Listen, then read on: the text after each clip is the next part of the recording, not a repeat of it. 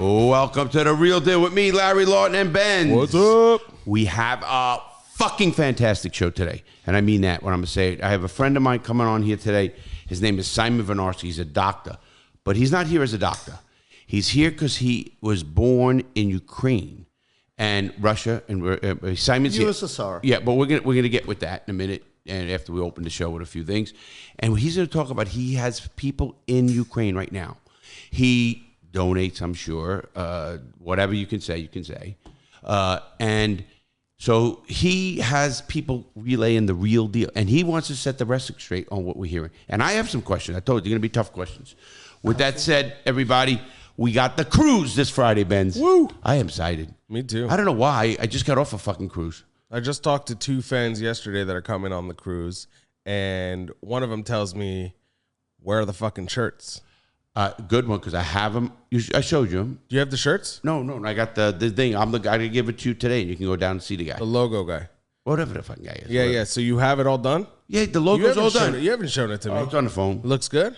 I love it. Oh, it says, that's exciting. It says, like, the crew, Larry Lawton's crew, on and the date, like the date for that cruise. We'll see the fucking thing. Maybe, you know what, Darian? Since I haven't seen it yet, let the audience see it before me. Put it up on the screen. Oh, I agree. Put it up on the screen. Yeah, so they could probably fucking see it right now, and I haven't seen it yet, so I'll let you guys So know. Darian, do that. He'll do that. That's a good idea. I like that. I do. I got okay with that. So that's I'm excited about the cruise. A guy we gave a cruise away, and for two, and they're flying in, you know, all that. We give them everything, and they're flying into Melbourne Friday at I think 10:30.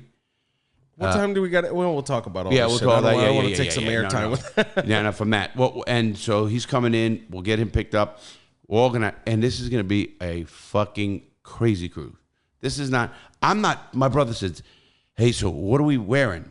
I said, "I'll be good with shorts the whole fucking time and a t-shirt." He goes, "Are you for?" I said, "You think I'm bringing a fucking jacket on this fucking thing? No. This is Carnival. Yeah, exactly. We're lucky if we don't have to row it back. You know, That'd be nice. It'll be good video. If we don't have to row it back. Darian's going to be taking film. That's what he's going to be doing. Okay, cool. That's going to be. We're gonna. So we got to come up with a couple of good things. Listen, there's going to be some good stories coming out of this. Guaranteed. Are we going to do a podcast on the boat? Yeah, you got to buy it now. You fuck can't. that. You got to buy. You got to bring equipment. All that. Yeah. And the Wi-Fi, even if you buy the package, it's still shit. Yeah, that is. You know, but you weren't on. We had a great Wi-Fi on the Virgin Voyages. Yeah, but that doesn't surprise me, right? I mean, Richard everything is like Branson. app-based and all that shit, right? Yeah, exactly. Everything's app-based. When you go on his cruise, they give you a bracelet, and it's like computer from the door to money. I mean, literally, it's not like the cruise, you know, you have to buy a packet. Click, click, click, click. Anything is fucking, and it works. I mean, you remember I did a video call to you. No problem. Oh, yeah, this was the first time you were on one right. of these. Remember that? One of his crazy, God only knows what happens on that boat. They take it off the land, so hopefully God doesn't see him. But he sees everything on ocean too, motherfucker. Well, as George Carlin said, shoot me. What the fuck? Tell him about the book, Larry. Oh, no, we got the book. Hold on. I just don't want you to pick up the box by mistake. You know, he said that before. He goes, he said people on the internet are fucking making a big deal of it now. They're not making a big deal. They noticed it. They noticed every fucking thing. That's true. I did notice. Unbelievable they noticed shit. I mean, anyway, everybody, Gangster Redemption, check it out. I got the book, Benz. There you and go. The book is going crazy. Did you read my book? Of course I did. Good book. And I read the book and I saw every chapter podcast. You know, when it was absolutely, on the... Absolutely. What did you think of the book? I think anybody who wants to change their life despite circumstances that happened to them before can be inspired by what you're telling in this book, because a lot of people fall down. Not a lot of people can get up and do what you did. And this book is very inspirational. And I thank you. And I never thought of it that way. I always thought about how crazy my, young life was. You go in, I agree with both, actually, because I think you go in for the crazy story, you come out with this inspirational message. Yeah, yep. So there's no doubt. Well, there's always that thing in me that I really want to see young people do good. I don't care. And I consider 51 almost, him, he's fucking, who he is. I'm talking about like anybody out there, young kids with their Robbie, this. I hate to see it because it's one break, one thing, one way, and life is different. Well, people say 10 seconds can change your life. And it really can. Yeah. I remember I was in a class when I was getting my degree, and they talked about, the elevator pitch. Everybody knows the 30-second elevator pitch. They say what you said. That's what it clicked in me. They said that 30 seconds could be the biggest 30 seconds of your life because, whatever it is. They weren't even talking about a business. Right. It was, you might meet a girl, you might meet somebody. That 30 seconds. Your life has changed a million times over 1 second. You just don't think about it like that. Yeah. Oh, no. Fact of the matter is, with you and Teresa, even though, it was a thing till it wasn't, and it took a second every time. Think about it. A lot of fucking seconds. I'm just using a relationship the audience may be familiar with. But my point is that in a split second, when I met my wife, I did not realize I was meeting the lady who's going to have my children. My God, the same with me. I met my wife when I was 19 years old on my 19th birthday. I was bar hopping with my friends, and one of my friends said, "Hey, let's go check out this couple of girls that just living in the dormitory." And I was already in medical school, living in the dorm. And after bar hopping, that's what you do when you're 19. Not in the United States, but yeah. Oh, yes, we did. 21 and over. We drink vodka. For what? No. You could not, listen, I'm sorry to interrupt the story. You could not, in the United States, bar hop as a 19-year-old. I was 18 when bars was legal to drink. Oh, I understand. But here in the United States. That's the United States. It's been 21 since you were a dinosaur. Now you were an egg back then. Now you're a dinosaur. When I was fucking 18, the drinking limit was 18. I understand. But now, today, in the United States, the drinking age is... Oh, it's 21, of course. So you couldn't go bar hopping if you were 19. Sorry about that. All I'm saying is it was a bad idea. Now it's 21 in the Ukraine, too. And I'm very much against bar hopping at the age of 19. But my point is, I was almost drafted to go to war to Afghanistan when I was 18. So if you can draft me to go to war... Why can't I? You won't get any pushback there. We are big on that. Yeah. With this said, I'm very much against teenage drinking because your frontal lobe does not know how to process alcohol. But in my case, I lucked out because I met my wife for the first time when I was 19. But some people say the women fuck your brain up anyway.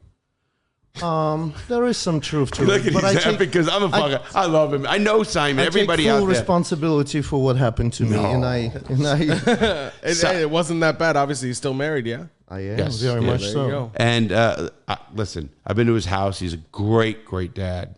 He's good. Thank you. I don't know if he's a good husband. I don't know if he asked about the bedroom shit. And he even had to take care. Is it your mother or Lil's mother? It's my mother-in-law, but very common in your culture, by the way. Not something out of the usual for them to live with their parents. Yes, the parents to live with them is what I mean. At a certain time. Once you have a family and you have kids, it's. I mean, you'll say it. There's no reason for me, but I understand the culture somewhat because I've been around it. My dad's married into it, and so on. Absolutely no disrespect to the American culture. It's the greatest culture. It is my culture. But most of the people coming from my part of the world don't accept the concept of nursing home for their parents. Unless, I feel for that. Where I come from is the same thing. Yeah. They don't even have I respect nursing homes in Israel. And that's a great point because a lot of people, and I say this all the time, a country should be judged on how it handles its infirmed, its incarcerated, and its elderly. And we sadly, I say that all the time. Yeah. Well, because I believe in it, and it's not that. Listen, it's the ones when they're down. What we do to help them or age, even the criminals, because we're all fucking criminals. Everybody's. I'm going to be yelling at the audience before we get going with Simon because Simon is let everybody know. I know Simon for a long time now. He actually helped me with a medical issue I had. And you know how much I love you for that, And every fucking doctor that comes here has helped me. I'm fucked up, am I? You're broken, to say the least. Fuck, am I broken? I got off oxycodone, 180 milligrams myself. And his wife was my pain doctor. That's amazing. Have you ever done... Her wife can't believe it, Have you ever done a podcast? Because that's actually one of the most inspirational stories. Because as a physician, when I heard that the amount of...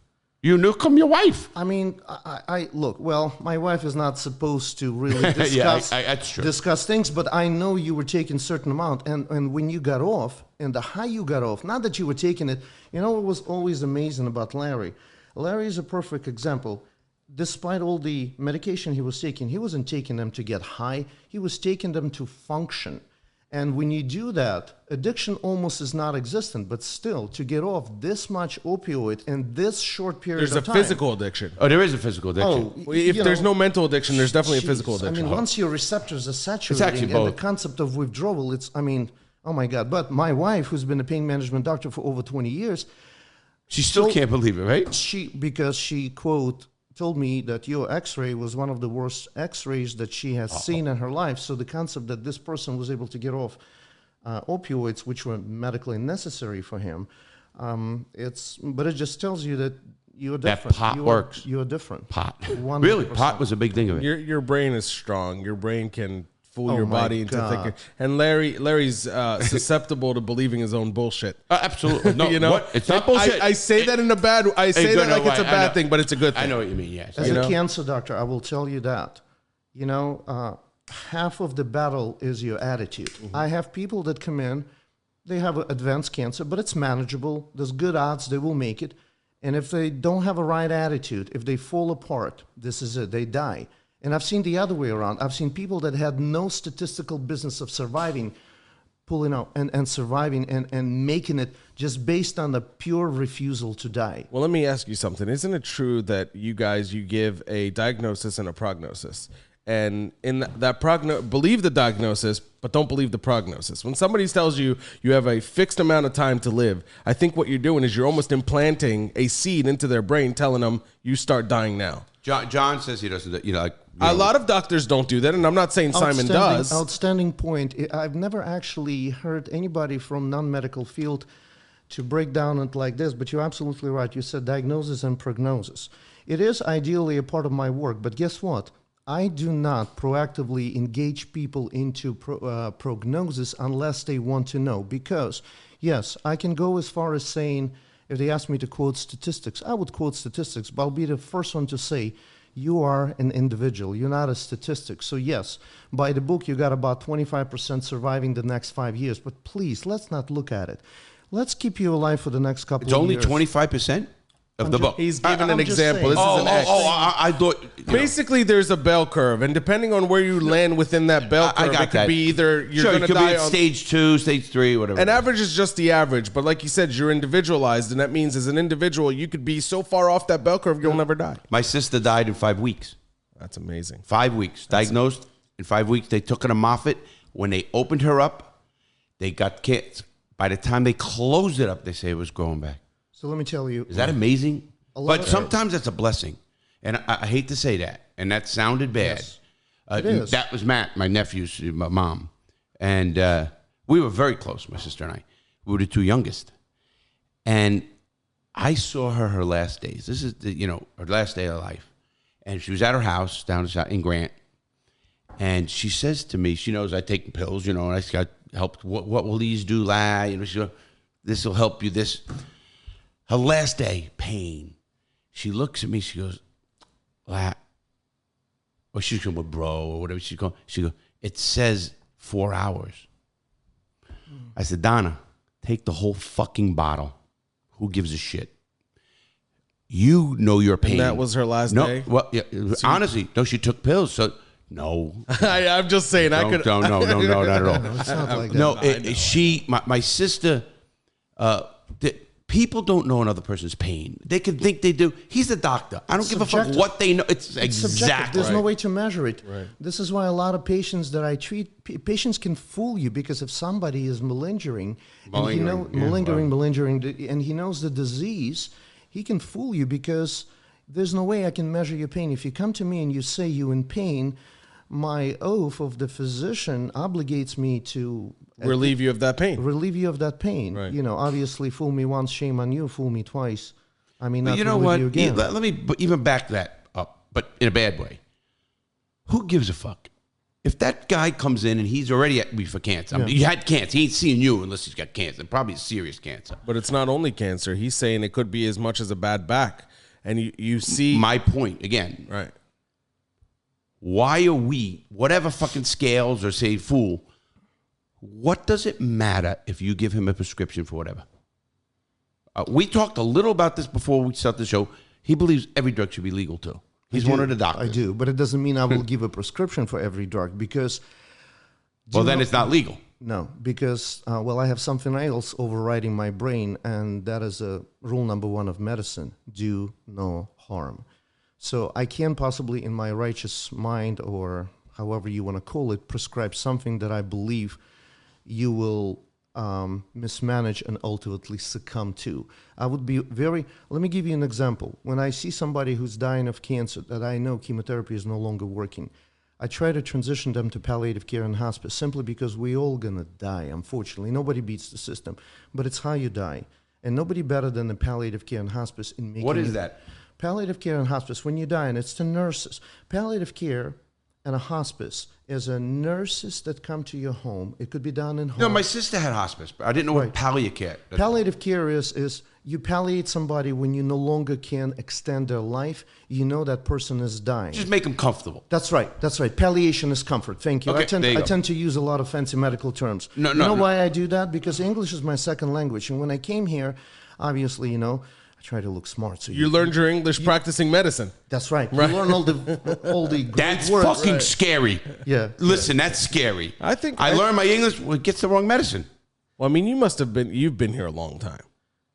Well, I came to this great country in the age of 20 exactly. So I've been here 30 years. 31 years. But I went back for about a year and a half. So I've been here for about 27, 28 years. Okay, yeah, I can tell. I mean, you speak perfectly fine. Oh, I understand everything you're saying. Russian is still my first language. I know, and never apologize for using correct terms and bigger words. That just means you're more intelligent, you're well read, you understand. Just because he knew comfort to your palliation, is that what it was?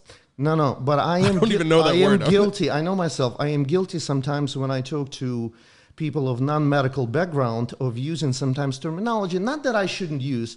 There's an easier way to come across. I'm just saying that a lot of immigrants, when they learn English, they learn all the fancy word before they learn all the basic words. And I'm myself guilty sometimes of not using a better word. So No, I use prison language, and I shouldn't use prison language when I talk to people. Why shouldn't you? I don't understand. Because some of it is I don't know very, what prison not language to is. you or to a woman.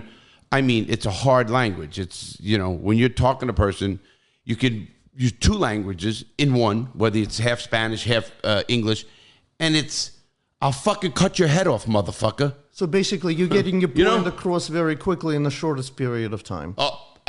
Sometimes so short you don't fucking get up. Or it seems aggressive when it's not. It is right. Exactly. I know I can be like that. No time for my foreplay. sister, my daughter, and my son sometimes yell at me, and I go, "What the fuck? Patience. You don't know how hard it is to work for you. You are fucking. You get on a thing and you'll call me at 3 a.m. I'm just. That's it depends. That's your personality. That has nothing to do with prison. You could try and blame prison, but there's a medical you term for that fixate and you want to personality. win, and your winning attitude is like, if it's 3 o'clock in the morning, it's 3 o'clock in the morning. I got to make sure this gets done. So you don't think it has anything to do with prison? No, I think it's just your personality. I think that's just Larry. I think maybe that survived me prison too. Larry, that's why you there's a survived term- prison. There's a term for that personality. Actually, I have it too. It's a personality trait of a lot of successful people. It's called OCD personality, not to get confused with OCD disorder, which is a terrible disorder where you wash your hands when you check the... Yeah. Oh, some people like Howie Mandel. Right. So personality, OCD personality often is being associated with being perfectionist. So really, what is a perfectionist? Like I told you that before. You choose the life of crime because that's maybe you made some choices early on in your life. You made that left turn. But despite choosing the life of crime, you made it a success because you were successful, because you were organized, because you were perfectionist, because you've had what I think in medicine is OCD personality. Plus, the failure is not an option for you. I told you that before. You could have been successful in any endeavor. You could have been a great attorney, great doctor, great anything, great motivational speaker. And he is a motivational. Yeah, I do that. And a great poker player too. I don't know. No, that he cannot be. As long as I'm on the table. I've won. Got my number. I have lost at the table when I've gone the last 6 times. Frank will tell you That's because I don't go to that game anymore. Okay, that why? I mean, you play aggressive, but I got your number. I don't know. I don't think you do. I got your. Listen, every time you and I play, Simon thought he had my number. He come. I got to tell you a funny story to the audience. We go to Frank's poker game. Now, you know what it is, the tournament, and we meet Simon. Now we get to know him and party. And This was literally a second time I met you. Maybe No, it was second. more than that. Maybe a second game I played with. Okay. We sit at the game, and he goes, because I get him all the time, and he fucking goes nuts. And then he says, I got this one. I'm a highly trained medical professional. Now, let me clarify what I meant by that. I wasn't bragging about my education. There were people at that table that were infinitely more educated than I am. What I meant is, at some point in my career, I was really dug deep into psychiatry, psychology, and I actually contemplated for a quick second to be that. So I thought that I have ability to read bullshit. That's what it was. And I thought that I've played enough with him where you can kind of there's a method to that madness. Turns out there is no method. He believes his own bullshit. I just told you that. There's no method to this madness. And basically, I was too cocky. Bullshit. And I go like this. I don't mean cards. I meant life, though. That's you got to bullshit at cards. I'm sorry. It was like, sorry, I'm stealing your thunder, but I think this story needs to be told from the perspective of the victim. It's so funny because everybody tells him that now. Now there's 20 people that call him. We were just out. You made a T-shirt next game. But all jokes aside, I've lost quite a few head-on collision and poker, and what poker is. You don't go there to win money. It's whatever. You go there because you're sitting surrounded by people with high IQ that are successful, intellectual people, and it's not every game, just our game. Yeah, remember that out there. Go to school. It's a buzz to be able to oversmart somebody, and he oversmarted me so many times, and I thought I got him. I don't know. I think I had 2 pairs or something, and I thought I got him. I said, Wait, I got it. I'm a highly trained medical professional. I can smell bullshit. I am trained to recognize bullshit. This is what he's doing. Yeah, and that's how funny it is. And I had fucking 3 of a kind, and he fucking loses their hand. It was like that Rounders movie. The first I know what game. You're talking about. It was the first game, and ever since I've never brought up my education. We joke it. Now it's all. Larry's a fucking aggressive poker player. Yeah. Saying you're gonna outsmart him because you have your, outsmarting Larry would have to mean that you know what the fuck is going on inside that ball. The only way to outplay. I don't know what's going on in my own head. You are part of maybe 3 people that we play with on a regular basis poker that I have a hard time reading. Because sometimes there's no method to the madness, like you said. There is none. There is really no method to the madness. You sometimes feel like, you just got a text. There's a fucking broad waiting for you. You got to do something. You're going to go all in, and you're going to check your fucking luck, and it's just a throw of the dice. Well, have you ever seen that is so true. I know. I mean, literally check it. Bro, I know. You think I don't know, and that's why you're hard to play. I'm just telling Simon so he has the upper hand on you next time. Really not. There is no method to the fucking madness. Because there is no range here. There is no range. When you play poker, every player has a range. It's not a range. It's an on-off switch. But wow. I hope there's a compliment. I mean, we're saying you're a good poker player. Absolutely. Who's the other 2? So Frank, when he's on his game. So Frank has not been on. I know. We're reading him like a book. I'm not kidding you. He's been losing. You got to remember, I played with Frank for about 10 years. I knew how to play. I've been 15 years. I know how to play. I knew how to play before Frank, but Frank really tightened up my game. I sat next to him for years, and so I learned a lot from him. You used to go to Rocky Point? I don't remember you at Rocky Point. I was at Rocky Point all the time. Are you kidding me? Because I used to go. That's where I met you. Is that one? Rocky Point games. Those were my favorite games. The only reason I don't go out to the farm these days, it's too far. I know. And my car. We were talking. I don't have my truck anymore. I know. I heard about that. I don't have my truck anymore, and my car is lowered, and I refuse to drive on the gravel road. Oh, you know that road there. I mean, that's rough. And Frank has got an NSX. How does he take that fucking car down that road? He fucking does 80 miles an hour on a fucking on a with that suspension. He doesn't give a fuck. No. He really does that? Goes down that road fast? He used to. I made him stop. He still does it every so often. No wonder the car's in the shop all the time. It's in the shop all the time because he plays bumper cars. Anyways, I listen. So it's Frank, me. When Frank's on it, who do you think the other one is? Probably my brother. It is your brother. Yeah, he's another one. He's got sometimes. No, it's because you look in his eyes and it's empty. That's why. You know what I mean? To me, Dave is the hardest man to push out. I don't know if it's a stubbornness in him or he just. And sometimes you know how he plays. Sometimes you have. I know the answer. You're bluffing, and you're so committed. You're gonna. It's almost like I've never seen anybody where when I bluff, and it's a 3-step bluff. You bluff initially, you bluff on the river. And usually you bluff times, and the third time... poker by the book, by the way, what he's saying right now. And that's sometimes we all know that's not a good thing. Right? It's not, but once you commit it, you kind of follow through. That doesn't work with him. So he knows what you just said, because see, Dave spent a lot of time in prison, probably read a lot of books, played a lot of poker. He's been around fucking hookers and blowing poker his whole life, so he understands the game. Right. One thing I've noticed about Dave, and this is going to turn a little switch in you right now, because I played a lot with Dave. I played every Tuesday with Dave for years. Dave makes a decision previous to your decision. So what he does is he locks in his decision and he goes through with it. But so isn't that what the best players play? Because half of it is psychological.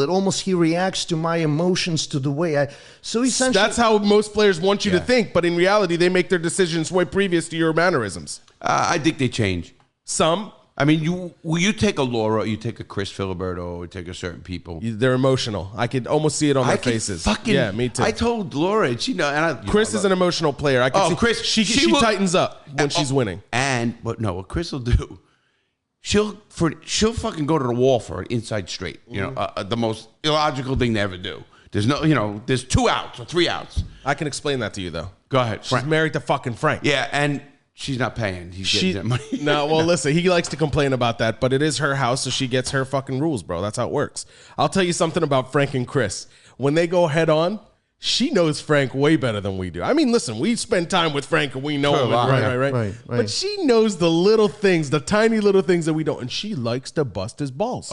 So what she'll do, she'll take a pair of kings, which she knows might not be strong enough compared to maybe a potential flush, or something, right? And she will go heads up, and it kills him because everybody else, he's such a fucking serious player, would have folded. Yeah. So and you know what? Very few times is she wrong. She's got his number. We don't see him usually at the same table. If you ever noticed.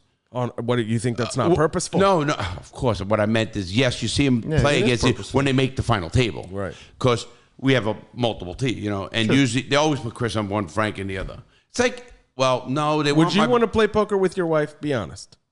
No, I don't go to the same. Well, would you want to play poker with your wife? Sure. I feel like she would bust my fucking balls the whole time. I don't know. It's just a comfort level I'm not ready to bring to the poker table. See, there's a difference. Even the way I would just enjoy spending time with her and bust her balls. Really? Absolutely. See, I'm the opposite of you guys with relationships like that.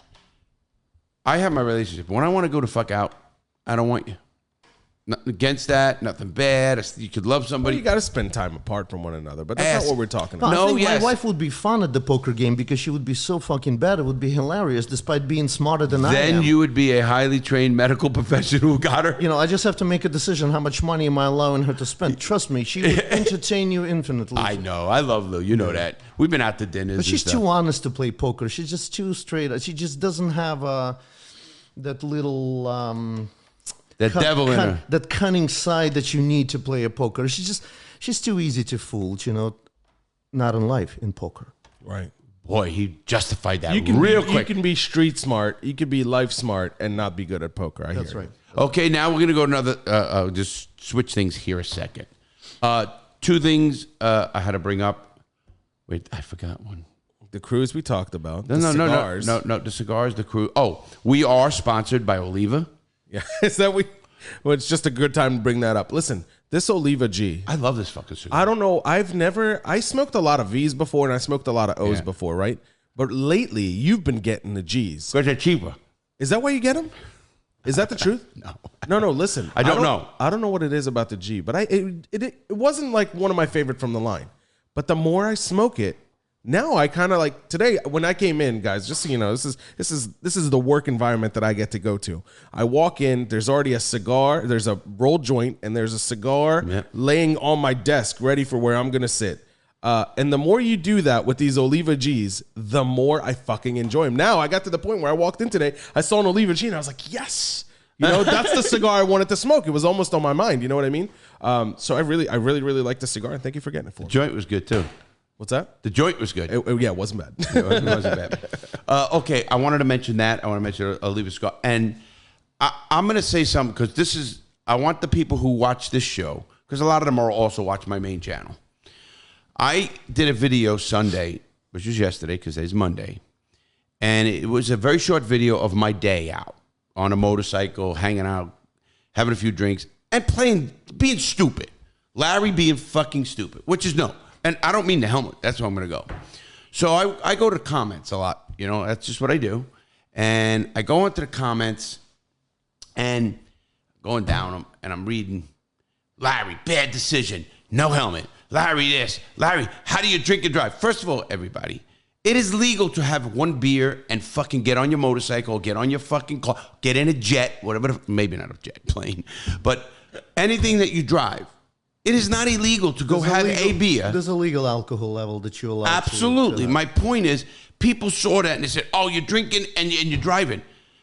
No. They assumed you were hammered, which Absolutely. you were not. And here's why I got mad at some in my own mind. I didn't say that. I'm going to go back and answer some of these things. And even if they're friends on Discord, I got to go because I'm going to. I thought about this last night. It happened last night. And I'm fucking getting madder and madder. I said, wait a minute. It's my fucking choice to not wear a helmet. So if I want to fucking hit the fucking road at 100, hey, listen, have a great fucking last show. End of story. Well, the people that criticize you will make a point as, what if you hit somebody else? That's What really the fuck does a helmet have to do with that? Good point. Not a fucking thing. It's my fucking head. We're talking about the drinking, two separate issues. Again, if I'm drinking and drunk, that's different. I'm not going to agree with you on the helmet thing. I've been riding motorcycles my whole life, and I've had motorcycles when I was younger. I never wore a helmet. In Pennsylvania, there's no helmet law. Yeah. I never ever wore a helmet. It didn't matter what. Even when I was on dirt bikes, which is a big mistake, and I fell and I fucked myself up. I then eventually got in a wreck, a pretty serious wreck, and I wish that I had worn a fucking helmet. And ever since then, I wore a helmet. Yeah. And you know what, man? I am a huge pusher of the helmet lifestyle. I don't like that you rode without a helmet either. Okay, and I'm glad you said that. Here's why. I got comments about people who have family members that died, and trust me, I'm not saying anything bad, and that's a person's choice, whatever they did. I wrecked 2 motorcycles as well, a Honda 750 Super Sport and a Yamaha 1000. I crashed a car came across from the right lane, a van came across the right lane. And this was when Florida had a helmet law. This is in 1970. They still do, by the way. If you owe money on the bike and if you have a loan from the bank and you don't have insurance, if you don't have insurance, you have to wear a helmet in Florida. Well, I didn't know that, but anyway. They also won't chase you, so you don't have to pull over. So there's that we know. Matt tells me how to do that. Anyway, you hear that, Matt? No. So I get that, and I get it, and I respect a person's decision to wear or not wear. I preach a lot on this channel. Make good choices. You know what the choices are? What are good for you. And you're not hurting other people. By me fucking not wearing a helmet, I am not hurting anybody else. That's number one. I am a big believer, and you know this, on this channel about freedoms, whether it's drugs, whether it's alcohol. Well, these people aren't saying you're breaking the law. They're saying they care about you. No, they're saying I'm making bad choices. Yeah. Why is that a bad choice? Well, saying making bad choices, it's a subjective statement. Bad choice for somebody. For them. Yes. Yeah. Not me. But they care about you. And I respect that. That's if why your mom tells you not to smoke cigarettes when you're fucking 16, it's because she wants to help you out. If your mom tells you not to drink... Did you listen to her? No, my point... I never listened to my mother. I'm just saying these are people who care about you. And so they're saying you're making a bad decision based on how they're raised, based on their perception. Like you said, it's very subjective as to whose decision it is. You might not think it is, but these people care about you, Larry. When you get... They're your fans. Hold on. When you get people say, oh, I'm done. I ain't going to watch that or that, whatever they say. You're not going to watch it because you're not wore a fucking helmet? Somebody said that? Yeah. Fuck that guy. Of course. That's what I'm going to say. I learned one thing when I started this, and I'm going to stick to it, and I always did. I'm going to say it like it is. I don't give a fuck.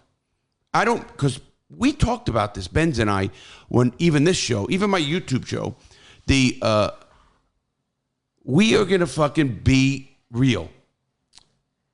Right? Remember, we the first thing we said. Not the first giving thing a we said, fuck is a state of mind, and you allow it to maintain it because of what you've been through.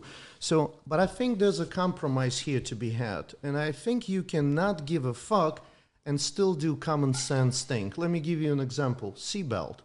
I mean, yeah, there are people that would say, my dad sometimes, I see my dad. I don't believe in them. Well, no, I believe in them, but I don't think there should be a law. So, does that make sense? Yeah.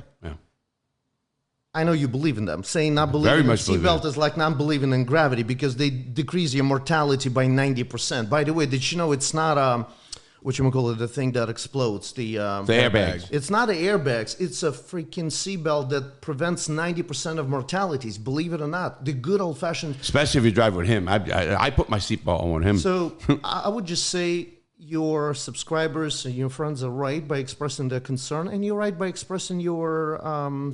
My right to be, I never will give somebody bad advice because if I never said to anybody out there, don't wear a helmet. Yeah. I never said to anybody, don't wear a seatbelt. I mean, obviously, I'm not an idiot. I understand what works or what. And as Mark, my buddy says, he's been riding his whole life. He says, let me tell you something. Why do I wear a helmet? Now, he didn't yesterday with me. But anyway, he goes, you know why? And he's been riding his whole, he goes, most accidents are not, because everybody says, they're blanket answer with motorcycles. If you hit something at 150, it doesn't matter if you have a helmet on. He goes, of course. He goes, most accidents on motorcycles happen in parking lots. Guy pulls you out, slower speeds, and then somebody hits you, and your head hits the concrete. It's like a fight in a bar. Yeah. And I know I know a guy who died. My buddy hit this guy, and he fucking died. Got a manslaughter charge out of it. That's why I try to tell people, don't. You know how much we fought when we were kids and never thought about that. Right.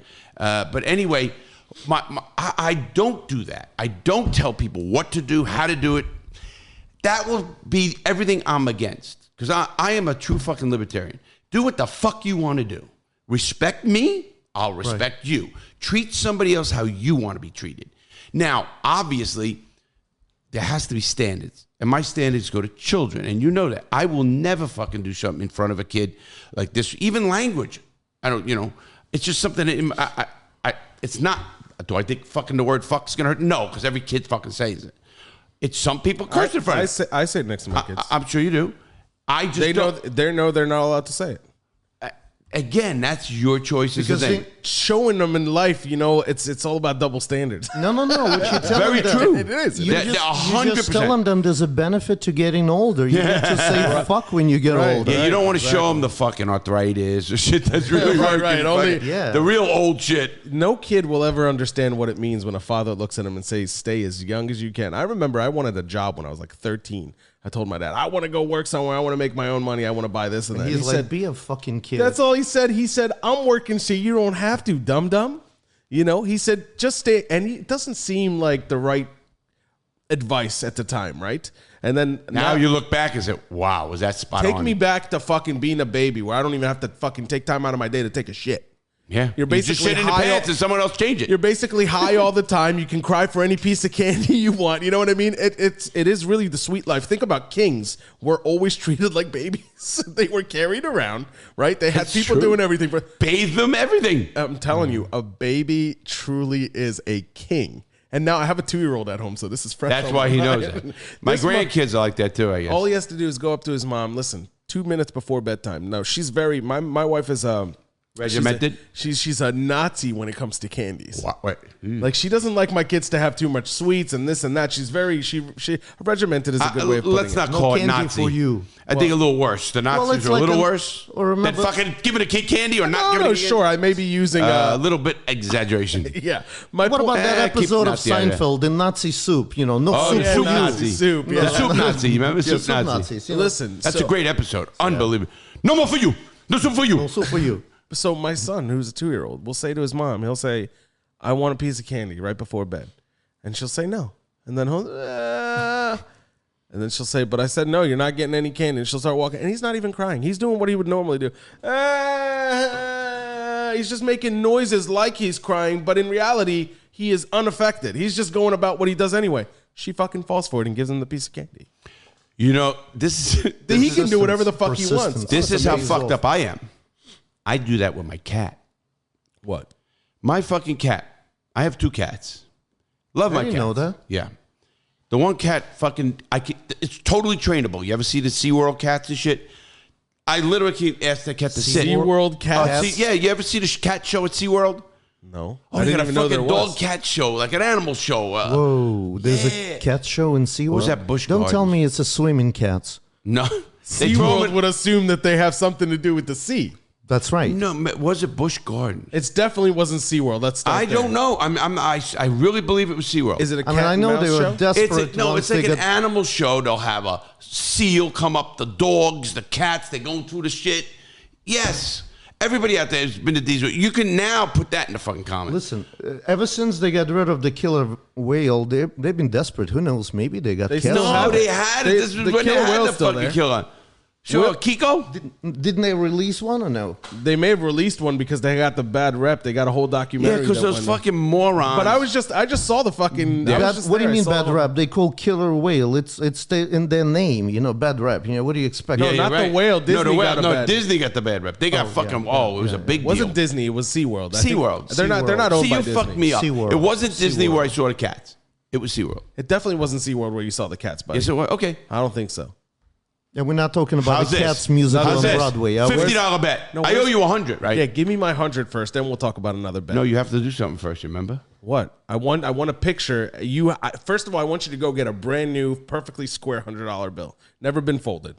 Then I want you to hand it to me. What the? I want a lot of things. You ain't getting that, motherfucker. There's a reason. I said that in the original bet, and there's a reason I want it that way. Oh, we're gonna bite them Because I'm gonna put this in. Larry never loses an argument. He says he's never loses a bet. No, I never said that. How many fucking side bets do you make a day, motherfucker? side bets? They're all side bets, but in reality, they're all main bets. How many do you make a week, a day? Oh, you mean like with you and Simon? Doesn't matter what you see, Simon. You disagree with him about anything. The first thing, I'll bet you.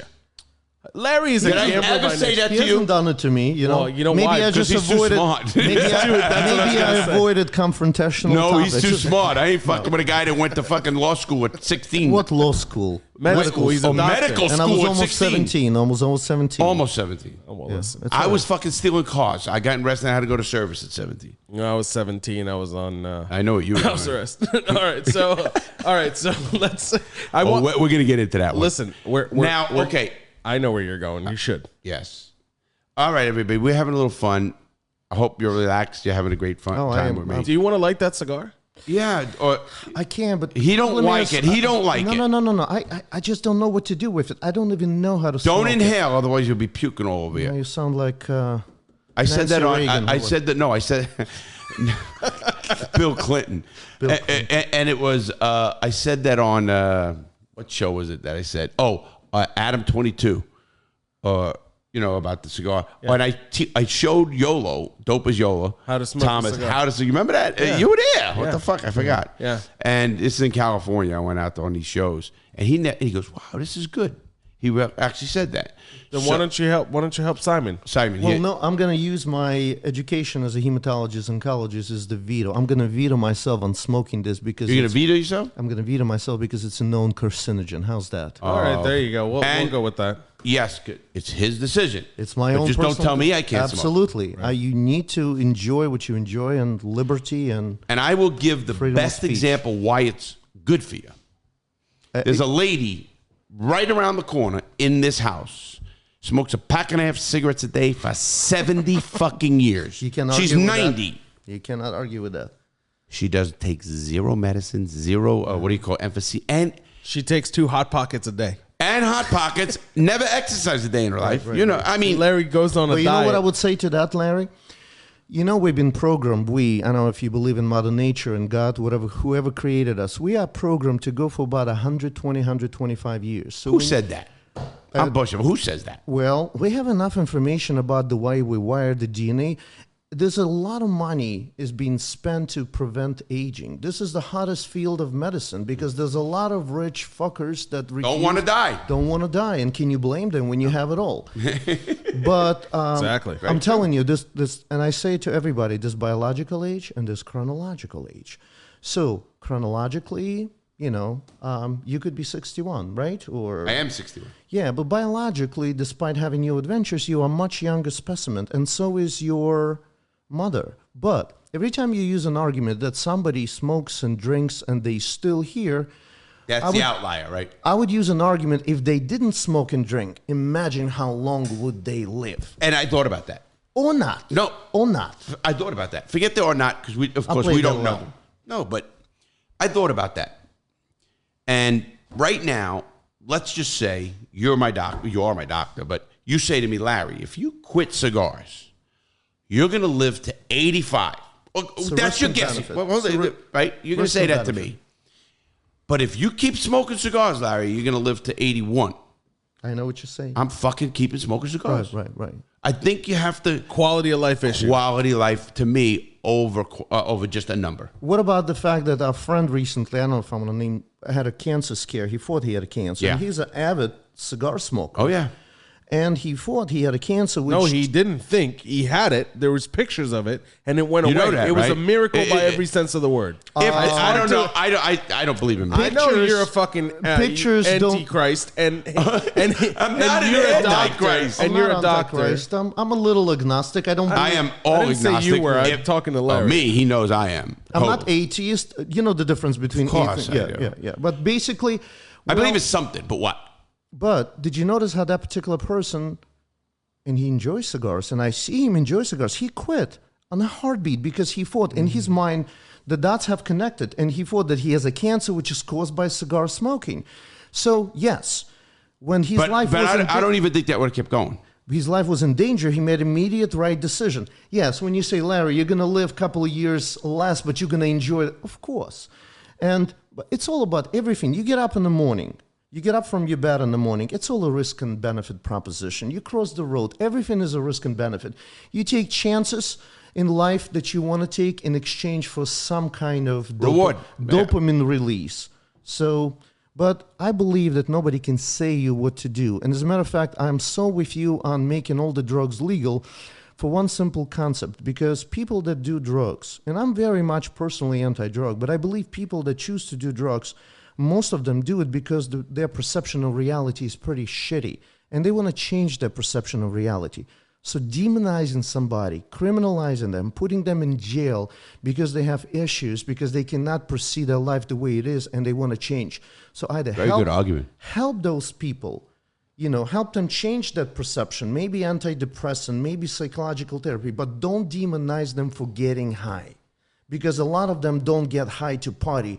They get high to numb the pain. I was just going to say to run away from something. Sure. Right. I've seen that in prison. But at the same time, we shouldn't legalize fentanyl. Fentanyl shouldn't be in every household. I think every You're talking about a fentanyl patch or fentanyl? See, there's a big misconception. You're talking about a fentanyl. Fentanyl as the molecular substance consumable. Consumable. So the real fentanyl is a very strong opioid, but you might be surprised to use that I use fentanyl patch, which is long-acting patch. You put it on in advanced cancer patients. It's been used a lot in hospice, palliative supportive care. I have no problem with it being used medically. I'm saying you said that you agree with Larry on legalizing all drugs, including fentanyl. Yes. I think you know what silly. I would do. You know what I would do. I would have centers where all the people, the drug addicted people, can come. And they've done it. It's not a novel concept. They just did it in Sweden. Lisbon in Portugal, they have centers where you want to get high, you want to shoot up heroin. Come in. Here's a clean needle.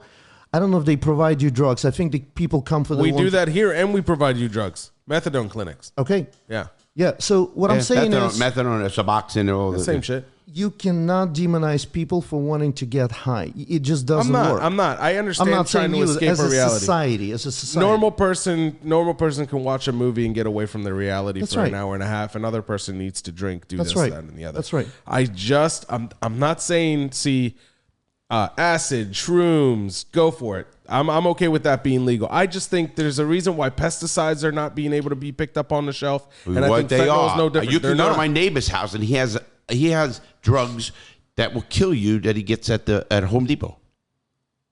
What? He has poisons. Right, there's poisons everywhere, right?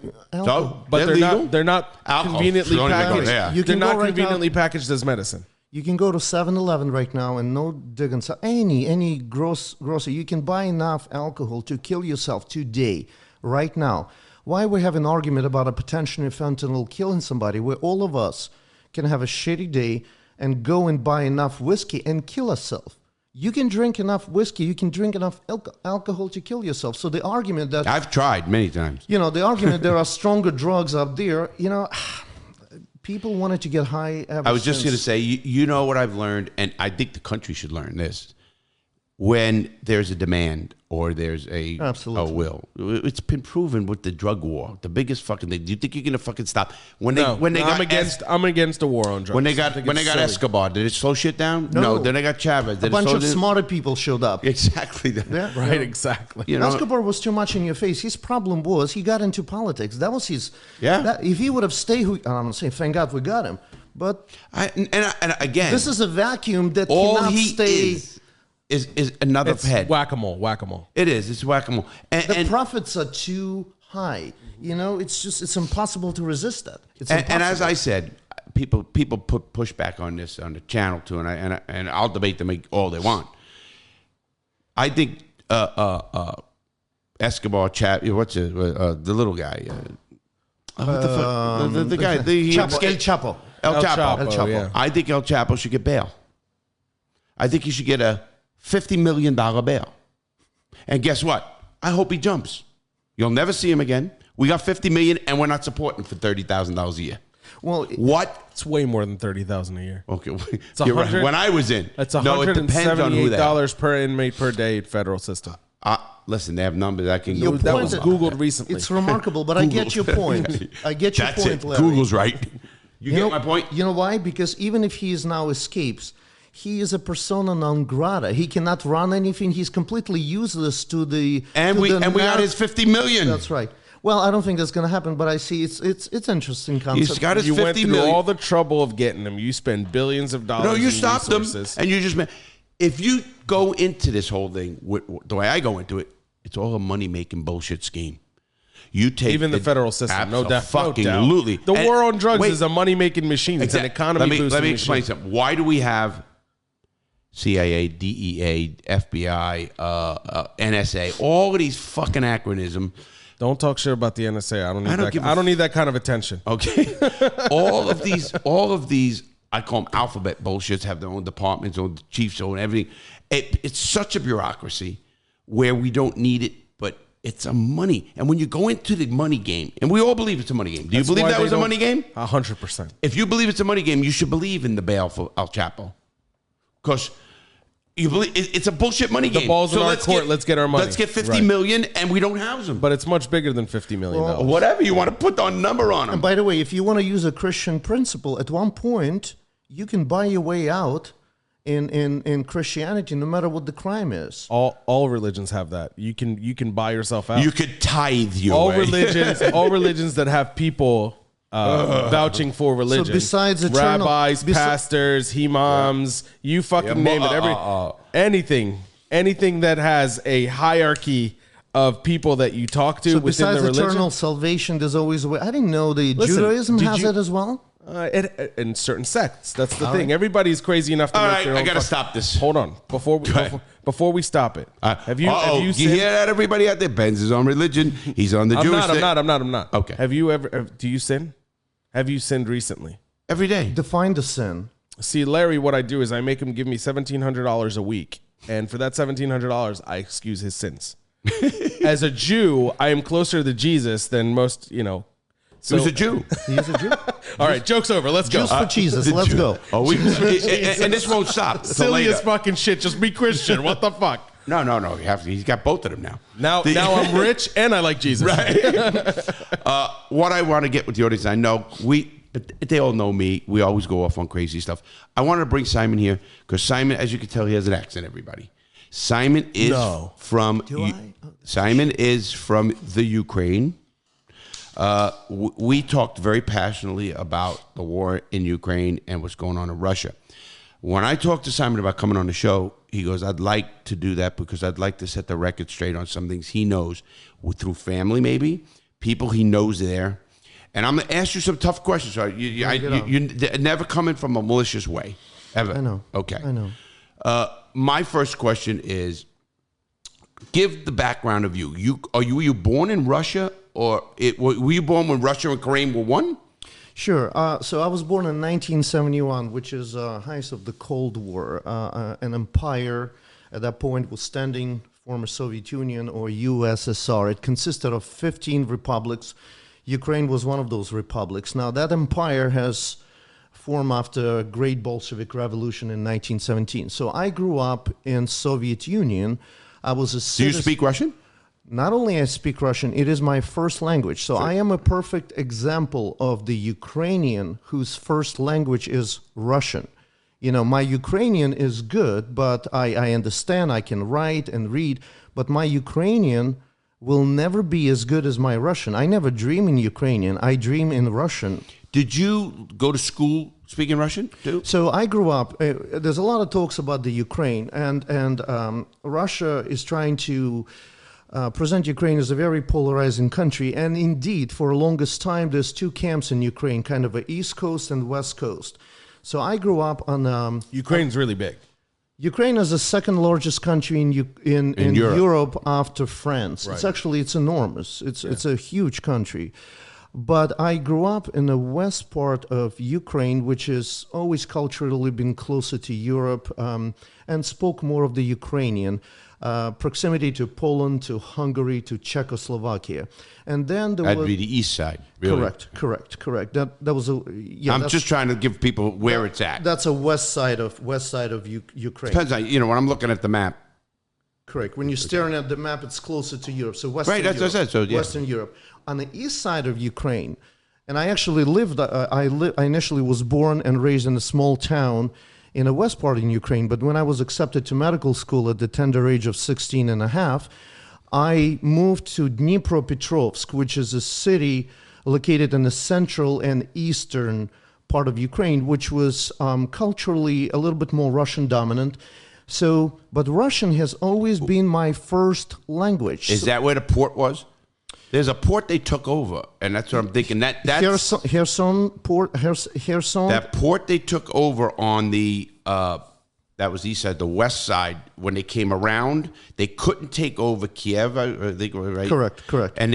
But they did take. Dnipropetrovsk was spared. They never took that city. That city was in the center of Ukraine. But No, I'm talking about the one on the coast.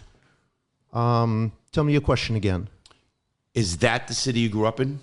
No, I grew up in a small city. It's called Drogobich. Got about 50, 60,000 people.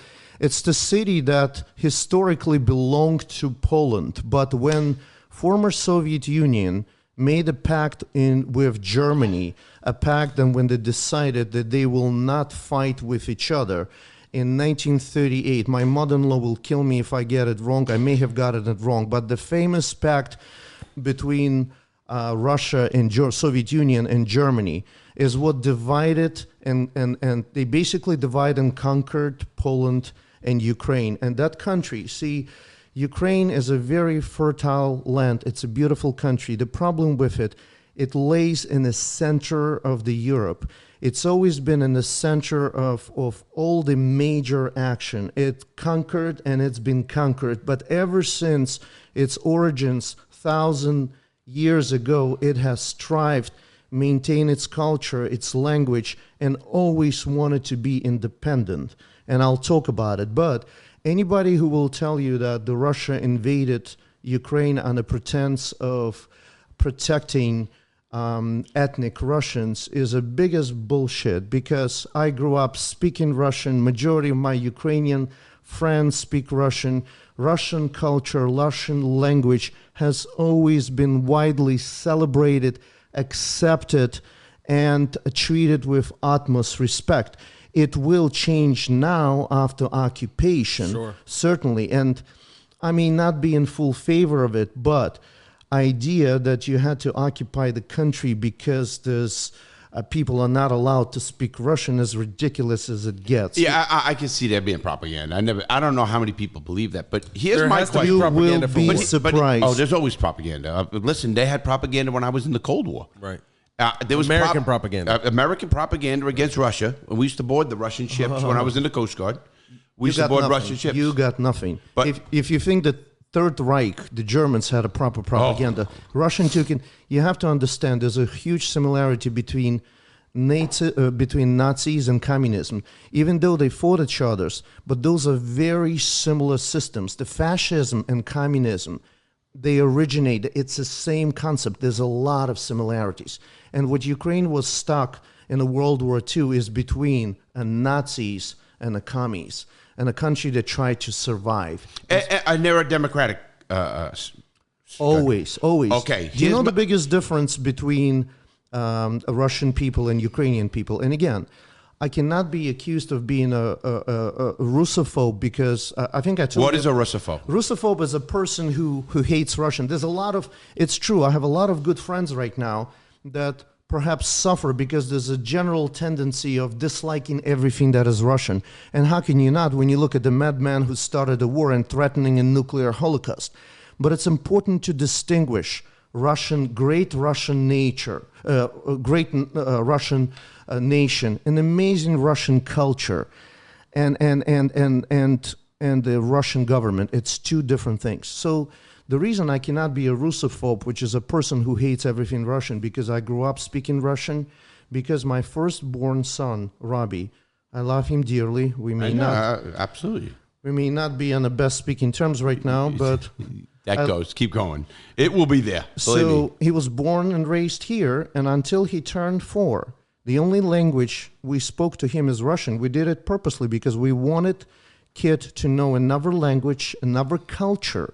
So and I know he speaks Russian. My favorite classical composer is Tchaikovsky. My favorite poet is Pushkin. You know, I love Russian culture. I worship it in many aspects, but I'm just so disappointed with my Russian brothers and sisters because the biggest difference is Ukrainians are very self-sufficient and independent people.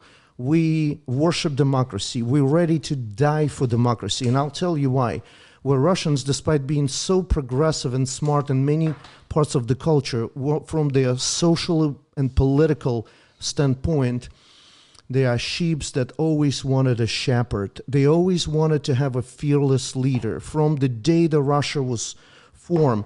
And they even admit to it. They say there's nothing wrong in worshiping Tsar. But I don't know about, I don't know if the word is worship anymore. Worship to me looks right to the God. Do people need a leader? Absolutely. I don't care who it is. In communism, your leader is who you worship. Larry, are you worship like as in a God? Absolutely. Let me give you. Okay, no, because this is confusing me now. I never heard of that. I mean, I've heard of obviously the golden god, with the Romans and stuff with the gods. Do you remember what happened when the former North Korea leader, forgot his name, he died? Kim Jong-un, before the fat kid took over. Kim Jong-un, whatever it is. You remember the video of his father? The fat kid took over. He's right. He's exactly right. No, do you remember the video of this poor, starving, skinny North Koreans crying hysterically? This is the propaganda. You have to understand. These people worship him like a god. They believe he speaks to dolphins, whatever that joke. Oh yeah, he actually made a golf course at 18 holes. He has superpowers. Yeah, he can fly and all that shit. So you will be surprised when you live in a country like I grew up. You remember who Brezhnev was? Of course. So do you know what we were told to do when he died? I was in high school. We were told to get up and imitate sadness. We were supposed to stand up. And so, like, we were sad. I mean, we were little kids, and the Brezhnev, the fuck do we care? You didn't give a fuck. We didn't give a fuck. They didn't know who he was. They played in the streets. What do you mean? I mean, you knew who he was. By the way, did you know how? So let me just put things in perspective. I grew up in a country where everybody says America is becoming the socialist country. My goodness, people have to learn what the socialism is. Free market, free enterprise. We had 2 channels. They all were controlled by the state media. That's all. You know how we knew somebody died? Because leaders don't get changed. They don't retire. The only way to get rid of the leader is to carry his dead body out of the office. Do you know how we used to know when somebody died? You turn on all the channels, and all you see is a Swan Lake by Tchaikovsky. All you see for a couple of days is just a Swan Lake. And then, here comes the announcement. And one of those fuckers have finally died. So you will be surprised. You will be surprised how easy it is to brainwash the people. And that's what's going on right now. So where I was going with my notion is I love my Russian sisters and brothers, but the biggest difference is they love to worship the Tsars. It's the way that society has always been structured. How do you blame them when that's what they know? You're asking somebody to change because something. They've seen better. They've seen better. Okay. There was a very small part of the Russian history. So let's go back to, I told you, I grew up in Russia, in Soviet Union, in Ukraine. In 1971, I was born. I immigrated to United States legally in the end of 1992. Soviet Union collapsed in 1991. There was a great man who I worship. He's actually been worshipped in United States a lot more than he's been worshipped in Russia. His name is Mikhail Gorbachev. He is a man and a reason why... He had a map on the head. Yes, he's a man and a reason why I'm sitting right now in front of you, because he was smart enough to realize that the Soviet Union cannot go on the way it is. You know, and he was smart enough in 1991, they collapsed. So the heads of the Russia, Ukraine... Wait, so it wasn't because of Chernobyl? Chernobyl actually was a huge... It's what started the whole It was the process. push, right. It was U.S. So how did you know about that? I know a little bit. We all know about Well, Chernobyl. you know about the Chernobyl, but how did you connect the Chernobyl to collapse of Soviet Union? The history, I read history that suggests it. It was incredible. It was the first time the brainwashed people of Russia and Ukraine realized how fucked up this government is, because after Chernobyl happened, they refused to tell us.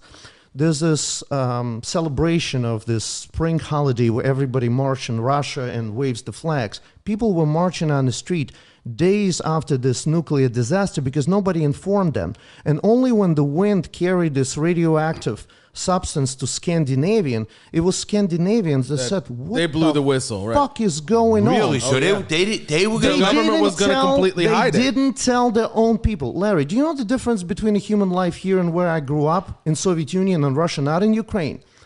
Every single soldier that dies here, we celebrate him as a fallen hero. The cost of human life in Russia is nothing. They used to have this expression, the famous general Zhukov, who was responsible for defeating Nazis. The last day before he took Berlin, he didn't have to storm Berlin. All he had to do is choke them, surround them, and they would have given up. But instead they raped, pillaged, and burned down the whole city. No. It's better than that. He sacrificed 200,000 Russian soldiers because he wanted to take Berlin on a certain date before Americans. Right. He was told by Stalin, you take in Berlin before Americans. It was... We were adversaries, but we were already enemies at the same. So this motherfucker... Well, Patton said that. Motherfucker. But Patton would have never done what this motherfucker did. Zhukov, read it up. He sacrificed the last couple of days of war. He sacrificed 200,000 Russian soldiers to be there first, to have that first flag wear. Right. And when his commander said, why the fuck were you doing? You know what he said in Russian? He said, women will give birth to more.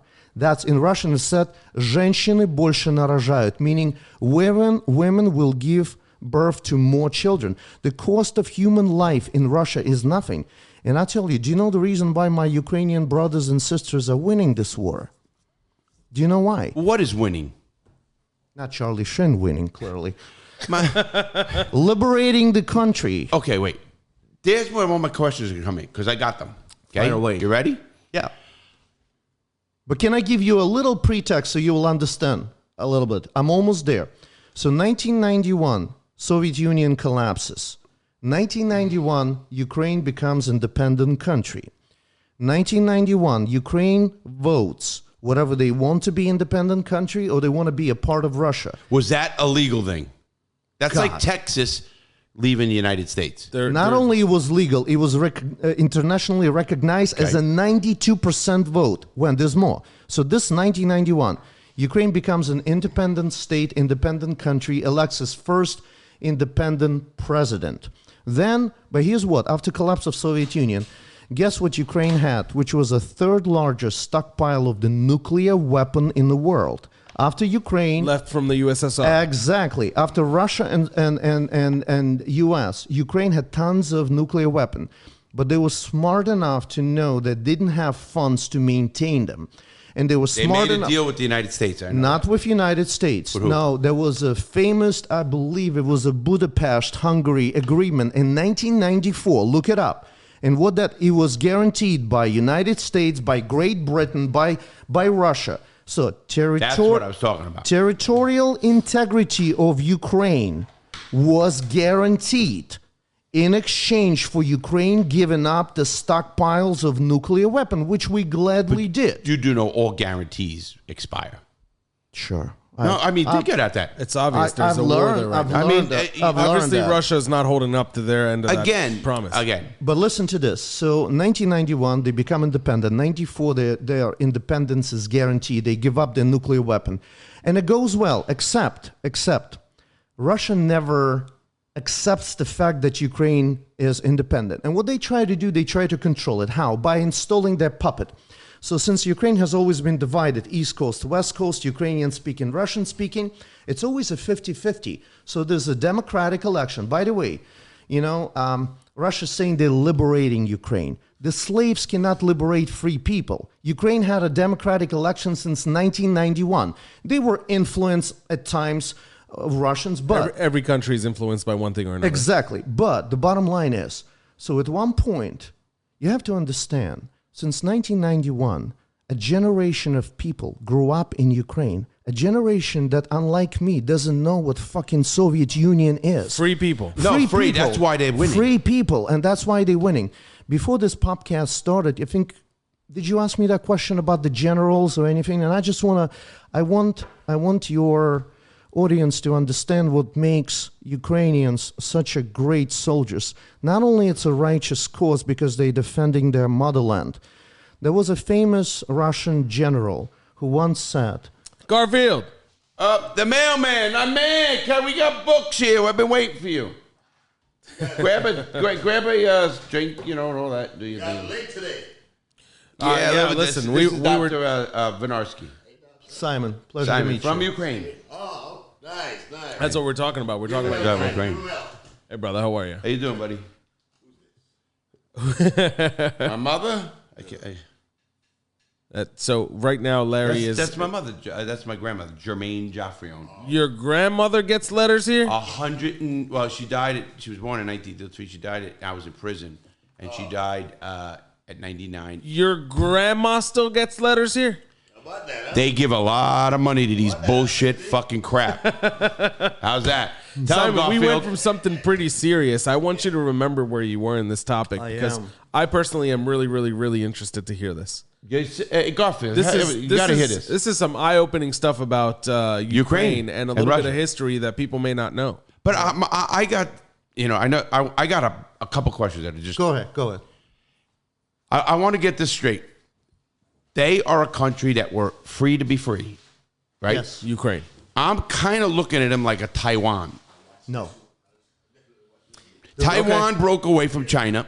Okay, what if I tell you that and it's all started with Ukraine? Because initially, the Kiev, the capital of Ukraine, is at least 200 years older than Moscow. So initial settlers, the Slavic people, and by the way, the initial settlers of Ukraine are Jews and Greeks. Take that, Kanye. They were Jews and Greeks in Ukraine. Take that, Kanye. Fucking awesome. I almost spit my fucking coffee. Someone said to me, all you got to do is put Kanye, because he's been such a, fuck up. That's going to be, remember that dealing with mental illness. Mental illness, 100%. Oh, they say I am He's too. got the wrong people around him. He needs a good doctor. He needs to, No, he won't take his medicine. First, both of you are wrong. How are you fucking diagnosing this guy? You never met him? No, really don't know what's going on. Don't know what's going on behind the fucking closed door. You don't need to diagnose somebody with, say, that's the biggest misconception. Trump got away with that because every time when everybody said the motherfucker is crazy, all the Republicans, you can't diagnose him without seeing him. Yes, you can. Because one specialty in medicine that doesn't have to see you in person is psychiatry. Do you know how psychiatrists make a diagnosis? Because they make a diagnosis by observing your pattern of behavior. Everybody can fake it. You tell me, you could be a nutcase. You've seen nutcases. If they get interviewed, anybody can suppress their true feeling and appear half decent during. It's the constant repeated pattern of behavior. And I'm telling you, psychiatrists can detect it. It's a pattern of behavior. All right, this is a complete different subject. Let's get back on the Ukraine thing. I don't necessarily disagree with you, but this is a complete different discussion. And my part of me is, I think we, again, wrong or right, I think we're judging too quick. I don't know what, everybody will tell you, that's not fucking right.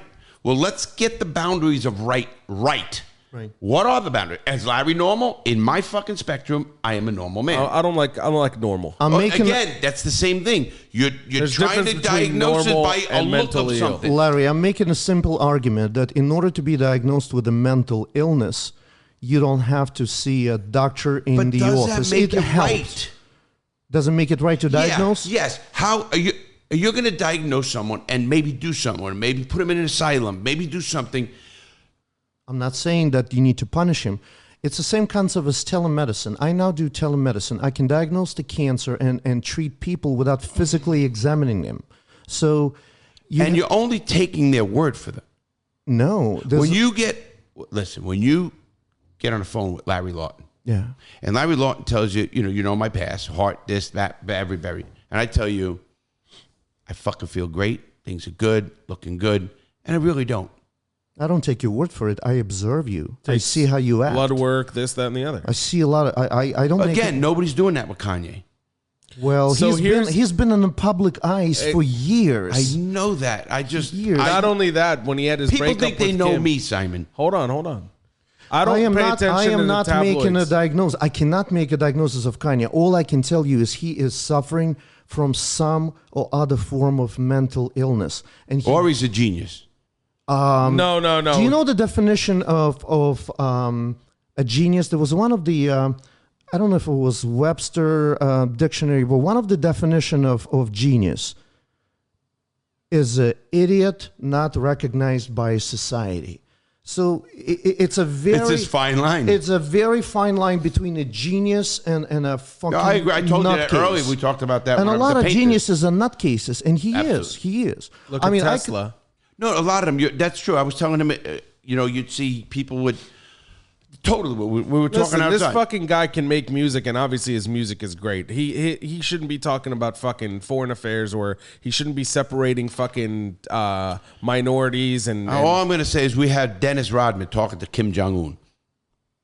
Let's go back to Dennis Rodman is far from a genius. What I'm getting at is, the fucking. If you could start looking at things and I think Dennis Rodman is with Putin right now, trying to figure out the Ukraine war. I really am just. I'm very much against judgment, not judgment if they do I know something that's to true Simon. about you. Can I That's true. give you a little Right? insight? I mean, it's hard for me to say, let's put this man because we're observing him. I'm gonna go back and buck fucking society, like fucking. I'm just saying fuck him Look what because they he's did saying with the fuck prisons, me. and the people believe what they did with people in prisons and the tortures. I was personally tortured, and it's like fucking nobody gives. People just believe him because it's the government or it's this. It's very hard for me to accept something.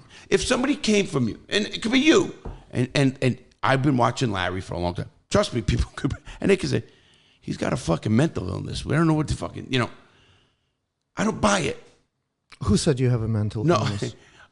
Believe me, there's a few who say that. You don't. I don't think I do, obviously. Well, you have to understand, when you say mental illness, you have to understand there's a classification, there's a diagnosis, it's all fairly objective. I know there's a gray area. I mean, there's some Looney Toonies up there. I have a lot of quirky members. We were on mental illness for a second. Yeah, I got to go back to you. So speaking of mental illness, can I give you a little insight into Putin's brain? Well, I was going to go there. Can you wait? Absolutely. Yes, because we're going to. Your No, show. because I want to go there, but I want to get a few questions on the Russia thing. Far away. Do you know people who are there right now in Ukraine, under fire, or in any kind of field? Here's why I'm asking that. I know people that spent weeks in subways hiding from bombs in Kiev. I talk to these people every single day. I have a friend, his name is Igor. He went to the medical school with me. I actually just sent him a bunch of equipment and a helmet and see how I learn. I've learned that there's several grades of a bulletproof, and you got to go with grade 4 because that's the one that can stop the. I heard what you did. Yes, Yeah, you know yeah. that. But I have a friend who is now. He says he can hear the bombs go off because maybe now it's better they pushed him back. But a couple of months ago, he was living about 10 kilometers from the front line. And I'm like, he's a doctor. He lives in a very small town. I think he practiced in GYN. And he's like, why aren't you evacuating? He said, I can't. I have people I need to take care of. I love that already. I can give you a first-hand experience. No, I'm not going to claim that I've been there, that I've... That was my next question. Have you gone back?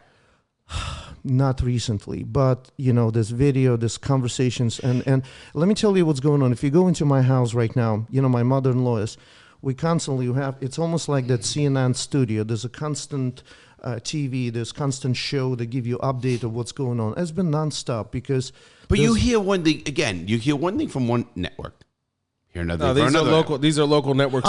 This is from Ukraine. Ask me the confusing parts. Tell me what's the most confusing part about what's going on. What Okay. is it that people want to understand? Everybody I ask, they go, Larry, nobody knows for true who's winning even. They say they're pushing them back. Yeah. What's winning? So I believe Ukrainians have turned the tide of war about a couple of months ago when they finally got enough weapons. It's all about the weapons. It's as simple as that. Ukrainians are clearly winning. In the last 2 months, they have retaken a significant portion of the land which was quickly annexed by Russia. Because you have to understand, the Russians fight, and this is very important, the Russians fight the same principles they were fighting in the World War II. They had a bunch of generals in their 30s developing this strategy, or as George Bush called it, strategy. And what it is, it's the way combat used to be in the World War II. It starts with a heavy artillery and bombardment.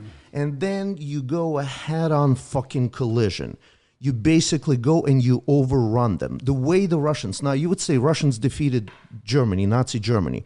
Now I'm going to throw in some numbers and you would think, the Allies defeated Nazi Germany. True. But Germany lost about 10 million soldiers. Russia lost about 35 to 40 million soldiers. So the way they win, they used to have They're this. sacrificing everybody to win. They're bombarding them with. Let me get a little American history right here. Hold in on, World War II, is that what we they're did doing that. today? Is that what you're saying? Exactly, and that's why Ukrainians are winning. Let me stay on the winning part. So, and they still fight like this. So what they did in the beginning of the war, they surrounded Ukraine. They amassed about 200,000 people, and they bombarded the shit out of my people. Bombarded, destroyed. That's all true. They weren't misfires. They weren't. You heard that on Newses. I'm just telling you what heard. You would hear on a show. 500 children has died since. 500 kids died. Women, innocent. I understand when the war, you kill soldiers. When the soldier signs up to go to defend his country, he understands he could be killed. What I don't understand of why you have to kill, torture civilians, and I know why, because they can't break us down. Ukrainians will never, at least not this new generation. So they don't know communism. But you also have to understand, it's not really a Russia fighting in Ukraine. Do you know that? It's not really Russia fighting in Ukraine? Well, what is Russia? Do you know geography of Russia? Russia. I mean, you have obviously the you have a Siberian. You have a small part which is Europe. Russia is Eurasia, small part of Europe. And the rest is Asia. Huge part of Asia. Yeah. Do you think it's a kids of the wealthy kids from Moscow? From Moscow and Leningrad? No fucking way. So Russia is an empire, and what it did over centuries and centuries, it conquered and conquered and conquered. The only fucking problem with them, once they conquered, they don't know what to do with that fucking republic. So there's a bunch of republics located on the east part of Ural Mountains, roughly in Siberia. Those people are ethnically closer to Tatars, Mongols, and such. I'm not saying they bad people, but it's a totally different culture, including different fighting culture. You remember the famous Mongolian... Yeah, Mongols are known to be... Genghis Khan. Do you know what Genghis Khan used to say? It's not enough for me to defeat you. I must make you suffer. Right. So when they occupied, you would think they were occupied. They were raping women. They were raping kids. They were killing. They did that in Germany too, by the way. Some of the worst atrocities. I hope this war will end because there would be a trial. Just like Nuremberg trial after World War II, there would be a trial because what Russia is trying to do, not Russia, one person, I shouldn't say Russia. I was gonna correct you. I'm gonna go back to Putin. Yeah, you're gonna get your shot at Putin. I want to get that. I was gonna correct you when you said my brothers and sisters. It's not them. It's this guy pushing and idealism that might not be there. You said something, Benz, on a show, and we're talking to him. It's clicking at me. We don't hate people. No, it's the government or those fucking jerk offs. This collective. Young man die. You say this all the time. Young men die for an old man's war. That's right. What I say. People, right. It's a shame because these people, these poor kids, you know, they don't want to die. They don't know, you know, they're listening to order again. Government control. And it even goes in anywhere. It goes to America. You know, we have I don't know if he told you this before, but we have a following, Larry has a following specifically from Russia, from Ukraine. You know this, right? Ukraine. So there's going to be the potential of this reaching people in Russia. Obviously less now, but they know how to get around. These are smart people. Right. You know this. Very creative. They're very creative. Not only that, they're very technologically savvy. I don't know that Putin can... Best fucking hackers in the world. Yeah, no doubt about it. I learned... That's what he was. Ukrainians are right there. I've actually learned the first person to bring me into the world of... computers. So yeah, we'll call it technology, was a Russian guy, Igor. He was a friend of mine, and he's one of the world's greatest hackers. Really? He really is. Yeah. I mean, one of those. And I could say that because he's on the good side of hacking. He's in cybersecurity now. He owns a really big company. Do you know why Russians, Ukrainian people from former Soviet Union are so creative and good at hacking? You remember, if you ever go to Six Flags or Great Adventure, remember that Carnival games, a mall, hit the mall. Mm-hmm. You know, whack-a-mole. I was just saying it. Whack the mall. See? This is what living in a socialistic country is. You're constantly being whacked. You constantly, the second you do something, boom.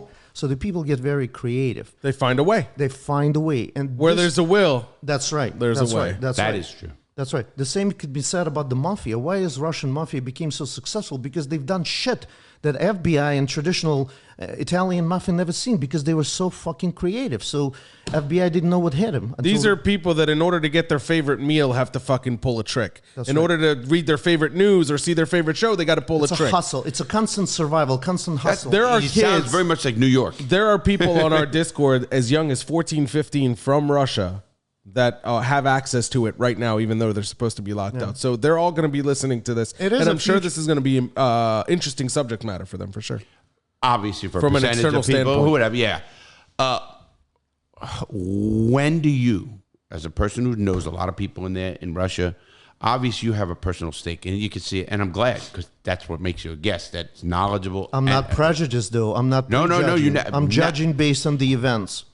First of all, you never said a bad word about any Russian. Putin, we're going to get into that asshole in a minute, okay? My thing is, when are we going to end the war, if we're going to end it? And I have a very simple solution for you. We can end it within few months. How? Send Ukrainians more weapons. Here's my problem. Here's my problem with that. We spent, I don't know how much the United States I know spent. what your party, I know you say it all the time. Yeah. Yep. At what point? Is it our fight? Is it our fight? Yes. Great point. Let me explain to you why it's your fight. Now, there's two types of America that I know. You can be isolationist, or you can be a globalist.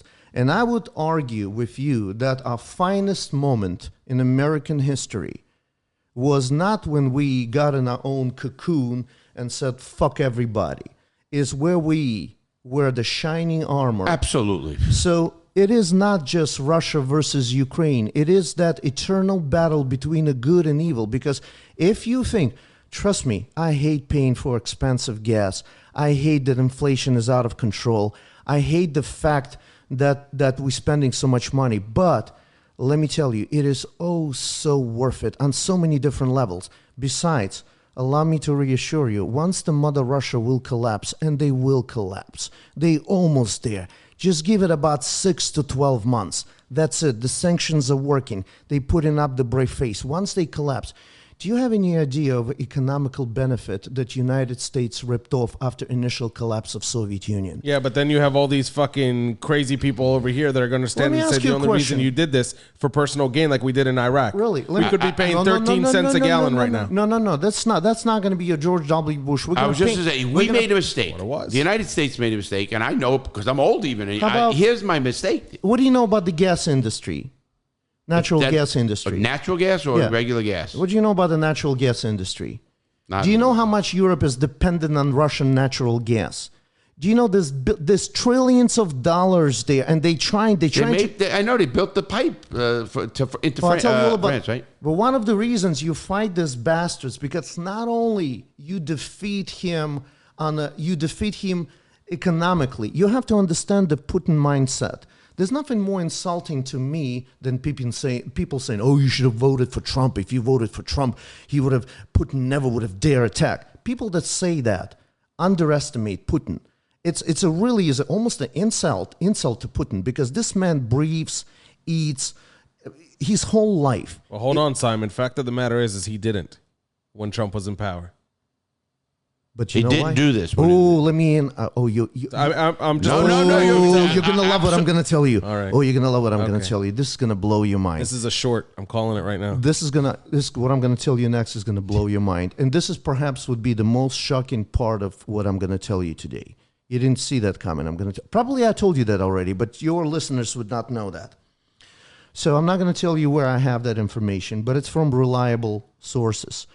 And I'm not saying that I know people that know people, but there is information to be had. The original invasion into Ukraine was supposed to occur in 2020. It was supposed to occur during Trump. And if you remember what Trump did, and I'm anti-Trump as a person. I hate him because of what he says. Try not to use the word hate. I give that advice 100%. To everybody. Hate is just hurting you. No. I despise what he. Yeah. Dislike. I love some of his economic policies. I just despise him as a character. But what was supposed to happen? Do you remember what Trump was saying about the NATO? He was fighting with everybody. He was like, "Fuck you! You're not paying enough. Cough up more money. He went as far as saying, I don't understand. He was going to pull out of NATO. The purpose of NATO. Why do you think he did it? I'm not saying he's on the Putin's payout. Who knows? There's a lot of money involved. Oh, I see where you're going with this. Let him collapse NATO. I am not going to tell you. I'm just going to give you information. How you process this information is up to you. But the initial occupation was supposed to happen in 2020. Do you know what saved Ukraine? COVID. Boom. How did you know? Did I tell you that already? The only big thing that happened in 2020. Yeah. And why is that? Huh? Why is that? Because now there's rumors that China and Russia? No, there's a rumors. I mean, if you want to take Wuhan, there you go. If you listen to Oliver Stone documentary, and he's got pretty close to Putin, he talks about it. He says something like Putin licked the cancer. So he had a cancer. He had a stage 3, some kind of cancer. He had chemotherapy. He was immunocompromised. He spent a couple of years in fucking bunkers. Have you seen this videos of him sitting at that long in front table? Of the huge table? Absolutely. That is such a bad move, and yet he's so fucking paranoid. So basically, it's very Hitler-esque. That's right. But he just couldn't control it. He couldn't pull it off because his health was in decline, and the COVID just didn't. And that's what literally. Plus, he was very confident that he would. I'm not saying he got Trump elected. People that say it, bullshit. He influenced. What got Trump elected is Hillary Clinton not doing her fucking job. And people that voted for Trump didn't vote. Half of people that voted for him did not vote for him. They voted against Hillary Clinton. Bottom line. Just like how Biden was. That's right. Okay. But then he's not supposed to be upset that people say, "How come?" Because they didn't vote for you. They didn't vote for Biden. They voted against you. Anyways, fuck Trump. Let's move out of that. Does it make sense what I'm telling you? Yeah. I mean, what you meant. Listen, I think we could. COVID. Now, do you buy that theory? No. Wait a minute. But I can't. I don't have the inside information. Well, let me ask you a question. Do you think COVID was planted by Russia? Oh, God, no. Okay. No, not by Russia. So you just think on luck? Ukraine literally got lucky because... hold on. Let me tell you what would have happened. He's saying the opposite of what you're saying. He's not saying Russia had something to do with it. He said Russia was fucked by it, and they were held at bay. Russia got super fucked by COVID. They were held because they were supposed to attack while Trump was still in office, is what he's saying. And let me tell you what Trump was supposed to do. And he's got inside information to support that, but he can't tell us where it's from. Let me tell you what if he has it, don't you think the CIA has it or whoever? 100%. So then why didn't we act on it? Act like what? Oh, Well, if- that's a good You know question. why? I mean, what were we waiting for? Fucking If Trump? we had this information at the time that Oh, we had, knew. They knew. Why do you think Ukraine is so successful? Because they've trained more people in the last 2 years. That's the reason why Putin wasn't hiding the fact that he was going to war with Ukraine. He said, "I'm coming and do this, or I'm going." Well, And he wanted them to do the agreement, I guess, never to go to NATO. Do you That remember was when one it of first them. started? Right Yes. here on the show, we talked about it. Absolutely. And I said, I didn't understand Ukraine from a military standpoint. And I know that they didn't have a strong military or enough now they do. weapons. No, now they do. Not only that, they have, and I've changed my mind throughout the years. I thought, maybe if you got, and again, I didn't know as much about Ukraine as I should have. And I'll be honest about that. And right here on the show, this is months and months ago when it first started, I said, I hope they just put their hands up and everybody lives as a big family. But I didn't realize that these guys were coming from, you're right. And somebody said this to me, not you, but somebody said there are people who were born free. Oh, no, And no, now you I got said that. I said that You on have the show. 20 to 30-year-olds who are walking around who They don't were understand. free. Yeah. You They can't- will never fucking go Never. back. And I use this analogy. Oh, That's Israel, like them Israel coming only here. survives because of that. That's like somebody coming here and trying to tell us to go now communist, whatever it is. Yeah, right. They rednecks will kill them. Yeah. See- now you tell me, can you imagine Israel at one point saying, fuck it, we give up? No. There wouldn't be Israel. Well, the same Ukrainians, but you know what Putin made a big mistake. Let me take a little trip into his insight. He's actually a smart man. He wasn't particularly... I don't think any of them are dumb. Yeah. Obviously. No. But let me tell you, he made a fundamental mistake that no properly trained KGB officer should. He did not process the information right. Actually, what happened is he got complacent a little bit because he took Crimea. He took Crimea because Ukraine had no army. First one, yeah. Yeah. And he started this whole thing with Donbass. And then he really thought, somebody convinced him. He really thought, he didn't plan for the long war. They planning to take Ukraine within 1 week. Because, That I heard, yeah. We've heard that. Because he had, the concept of fifth column. Do you know what the fifth column? Franco, Spain. Fifth column is the traitors. Is the traitors. When the Germany invaded, the fifth column is somebody who's on the inside in the army, but in reality they support somebody who's invading. We call him Benedict Arnold, is it? So it's a military Benedict. concept. It's Benedict. called fifth column. It's basically you've got your own Trojan horse. So he spent the last 8 years, they spent billions of dollars building that Trojan horse. Guess what the fucking problem is?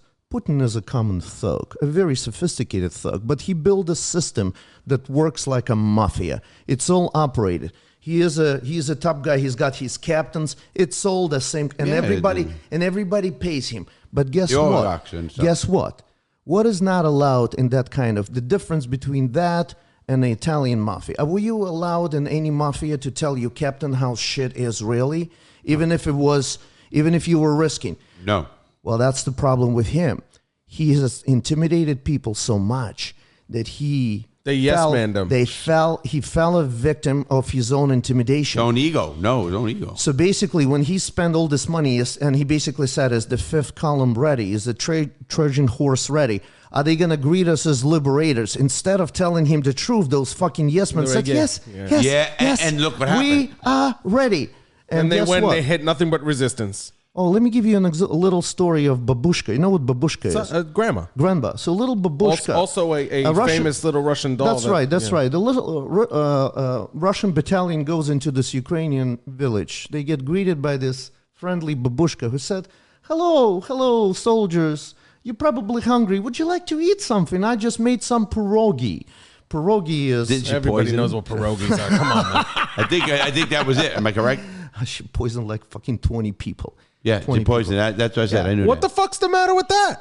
Smart woman. That's right. She But this knew is- that they were going to come thinking that they were taking him in with open arms. I want to say one thing. What Well- he said earlier, two things. This is what you're dealing with. These people, you But, you know, don't you said- understand. you He said- has bitten on something that he cannot bite. Grandma took down 20 guys. I agree with that. If I mean, Grandma can take out 20 guys. no, we're doing Simon, good. I'm not saying, again, that thing, but none of this to me is a shock, and none of this is a first time and out of ordinary. Russia's shooting innocents, call it what they are, bombing a fucking apartment building, okay? Killing kids, whatever. That went on when we dropped 2 fucking nuclear bombs and killed I don't know how many. Not a people were finest killed. moment. Absolutely Not not. a finest moment. My point again is, But we democracy. It was. We are democracy. We acknowledge our mistakes. They putting up monuments for Stalin right now. He killed 50 million of his own people. That's the difference. It's just In a time where we're taking down statues of people who did bad things, they they're putting them up. They putting them obviously, up. you know, but you can, I can fight against it because that's like us telling them what they're supposed to do. How could the United States or anybody in this country, because we're free, Right. tell somebody in Saudi Arabia what to do, or in Jordan or Yemen? Can't. That's a touche, but I got to tell you, But you don't have to do business with them if you don't like. 100%. So, yeah. But they will. don't say 100% because now you're talking about Live Golf. No. Oh, Yeah. fuck. No. Yeah. No. You don't have to do business with them. Or you can. I don't give a fuck. Everybody in this country is working with fucking Saudi Arabia.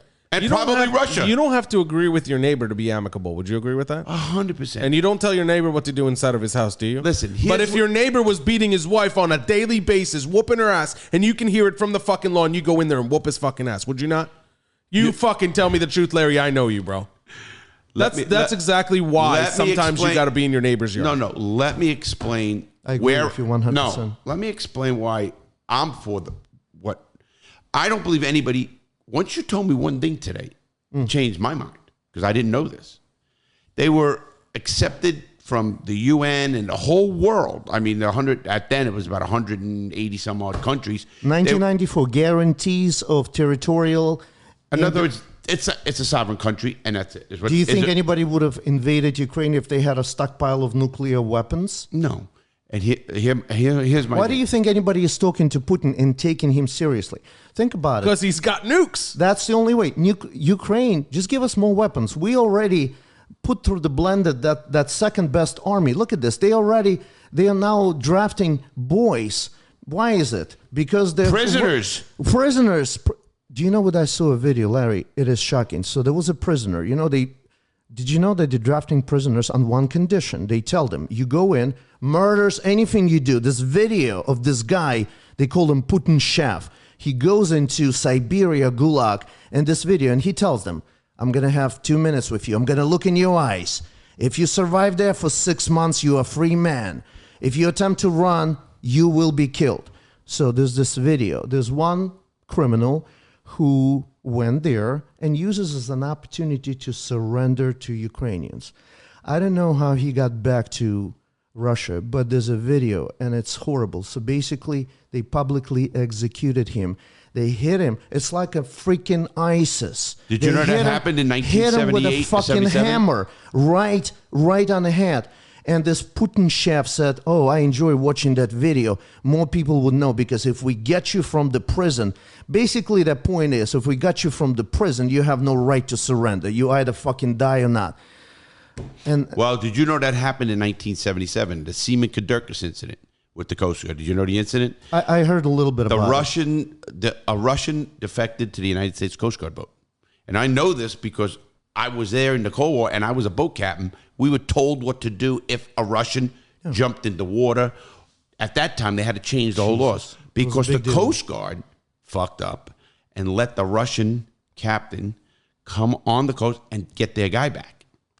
They ended up killing him. That guy is fucked. No, they killed him. I mean, and that was a mega incident. And nobody that's going to betray any country comes back to a opening. That's why Cuba has asylum guarantees in the United States because they know if they go back, 10 feet Castro's into the going to beach. kill them. 10 feet on the beach. Well, it used to be just feet dry. Dry feet, now dry 10 feet. I don't know. Okay, I don't understand what the fucking difference is, right? I don't either. But here's more the thing. See, when you told me that I don't, then I backed you. It's like a neighbor, like he would say, listen, I'm not going to let a bully, we were talking about that earlier. Right. But I also have to look at, okay, who is going to benefit out of this? Obviously, Ukraine's going to be liberated. Or it will be what it's back to. Let me tell you what the end Here's game how they is. have to do it, though. Yeah. They have to pay, whether it's, you have a lot of resources in Ukraine. I mean, natural resources that are, I heard that are mega. I mean, it's amazing. You know what Ukraine is used to be called and why Russia doesn't want to let it go? Breadbasket. Ukraine is capable of feeding the whole world. It has one of the most fertile soil. The I've soil, heard this on the news, the by the way. soil, Yeah, I did too. you can't imagine what That's why the United States can. is so strong. They can grow anything. It's an agriculture. Plus, they are smart people. They're creative people. There's a lot of military industry. Really. No. What I was getting at is Ukraine will lots of Jews. prosper. Lots of Jews. Forget the Jews. Don't bring Jews up, Ben. Just saying. This is the wrong channel to do it right now. You already got yelled at by a zillion people on fucking the internet. I'm only half Jew. I'm half Jews, half Orthodox Christian. I can relate to both Okay, sides. no, listen. They Let's get hate it off when the I get on Jews my because shit. I back the Jews. I'm just saying there are a lot of Jews in Ukraine. That was my point. We can. My move on. point again. Let's go on. With all that natural resources, the United States made a big mistake with Kuwait in 1992. If you remember, with the first Bush, we did not reap the oil or what. Now, I don't mean reap it and steal it. I would never do that. No, help the local infrastructure, but benefit from it as well. And pay pay for this war. Let me give you we the are difference. spending We paid $15 billion Larry. to get into this war. Let's get $15 billion worth of oil. Larry, Absolutely. let Is me that put- wrong? let me Are we put wrong? you- let me put your mind at ease. You will get a lot more than that. Do you know the difference between Ukraine and Kuwait? Let's go back to what we talked about it. You are now helping a first generation, a free generation. That is true. You have no idea. I talk to people there. I have people that said every American we will ever see in their life, we will bend over and thank them. By the way, Israelis are like that because of the American help against what they the needed amount to go of through. the amount of appreciation. You don't think Ukrainians know that one of the main reasons they're able to put up this fight is because of the support from Great Britain? You know, The United States. I heard the States of intelligence. America. I heard the intelligence. Are you kidding me? Am I right with intelligence? How do you think they're winning? Because they're not doing this head-on stupid collision. Ukrainians are They smart. said they have the strategists, like the best in the Washington. So let me tell you. Pentagon, or Let me what? tell you. They are not NATO commanders are singing prayers, saying that nobody's been able to train so well. They've transitioned from a stupid Bolshevik way of fighting, Fucking shooting Molotov cocktails, into the NATO way, strategic. This smart type of. I mean, Small army, but a smart army. Smart army. You know, a lot of information. Israel. Yeah. They just The need Jews. weapons. They need weapons. They need weapons. And listen, Russia invaded Ukraine on the pretense that Ukraine is a Nazi state. Oh, I know. And Zelensky is a Jew. I mean, Not how do you... fucking nonsense. we talk Forget about all it. that. Forget it. We get that part. More Jews in you. Ukraine than fucking the rest of Europe, but somehow There is a part, now I will tell you that, there was a part of, I grew up in a part of Ukraine, there was a particular anti-Jewish sentiment. But I guess, I'll tell you what. they have that in Israel, buddy. I was just going to tell you. You told me You that. know, Remember it's that? everywhere. You know, I look at and hopefully I'm not offending my Jewish friends, but the Jews are wonderful people. If they sprinkle like a diamonds among other people, when you get them all together, things can get quite hairy. So, Sheesh. right. Go to his sitting. Don't get me on the soapbox. Yeah, we can't. You can't do that. yeah. I just want to. Again, you kind of made it known, and I hope. So don't worry about the payback. Well, the listen, the payback. Simon, it's to us. You will have. Listen, I wish what my is- gas was Let me ask you $1.50 something. a gallon. I got an RV out there that kills me. Hold on a second. What is Israel to America right now? Besides, you will always. Greatest ally in the Middle Number East. one ally. That's absolutely. right. For the rest, Only ally in the Middle For East. as long as Earth rotates, Jordan. for as long as Earth spins around the sun, you will have the greatest ally in the Western Europe because nobody had to put up what Ukrainians have to put up. You will never have to tell these people and explain them the values of democracy Or And Western society. And of Western. Not only that. Once Ukraine gets liberated, it's going to be a domino effect. You will see so many other countries finally say, fuck it. You think Ukraine is the first one. You will see how many republics will fall off Do you from believe Russia. Russia is going to... I hope you're right. Do you think Russia let me is tell you going to what's go- fold? Yes. Russia has an incredible future, but they will fall mindy before they will rise Russia again. has a future. Putin does not. That's right. Russia isn't... How can Listen, let's face this. How can All a country, leaders don't have a future. How can a country with so much ground, so much square mileage, so much natural resources, and incredibly smart people brainwashed? But How did United States Midwest get brainwashed by Donald Trump? That he likes them. Whether you think, does anybody in this room think Donald Trump Yes. cared about someone from Ohio? Hold on, I'll answer that question. No. People No. by nature are followers. Yes, absolutely. No. Yeah, yeah. There's some leaders. There's let me some tell leaders, you, no, but he, the rest are. he didn't do anything special. It's the same populist trick. Mussolini did it. Hitler did it early on. It all starts with a populist movement. You tell insignificant poor people the reason you're fucking insignificant is not because you didn't go to school, not because the You're reason, not a good work ethic or whatever it the is. reason you in the trailer. because of the Jews, and here we are. Half the all fucking world hates the Mexicans. Jews. No, you always have Stop to have a with the boogeyman. Jews. been a I'm boogeyman. just giving an example. Trump. No, it's not always about the Jews. I know. I it's hard thank to you. believe. That's what It's I'm not. yelling at. But- He's but- going to hear it. It's just Hold my on. backyard. Hold on. Trump needed a boogeyman. Mexicans were his boogeymans, whatever. But it's always populism comes with, for Hitler, Jews were the boogeyman. So you tell, how did Hitler come to power? He started as a Democrat. He won. Absolutely. Hitler won a democratic Yes. election. Yes, he did. I just But then watched he the did whole show on something, him. and then he did something that any populist did. Mussolini did it. Franco did it. Got the Trump attempted to do it. You know what he did? He said, "Don't worry about anything. I'm the greatest. I'm going to take care of it all. I'm smart. I know everything. Just do me a favor. Don't let people fucking question me. Take away people that say, just take away opposition, and you will be winning and prospering." That's what populism is. Unfortunately for any populist, and that was the downfall of great Donald Jr., he chose to be associated, in order to get all the votes, he chose to be associated with some people. He did not draw the line. When he sat in Charleston, whatever that, both people, wonderful people, when he couldn't fucking stand Proud Boys, all he had to say, I denounce KKK in any shape. He couldn't even muster those words because he was afraid to lose those words. In his mind, he much rather walk that line than lose those votes. It's a populism, and that's a problem. All right. Somehow we found ourselves talking about Trump again. No.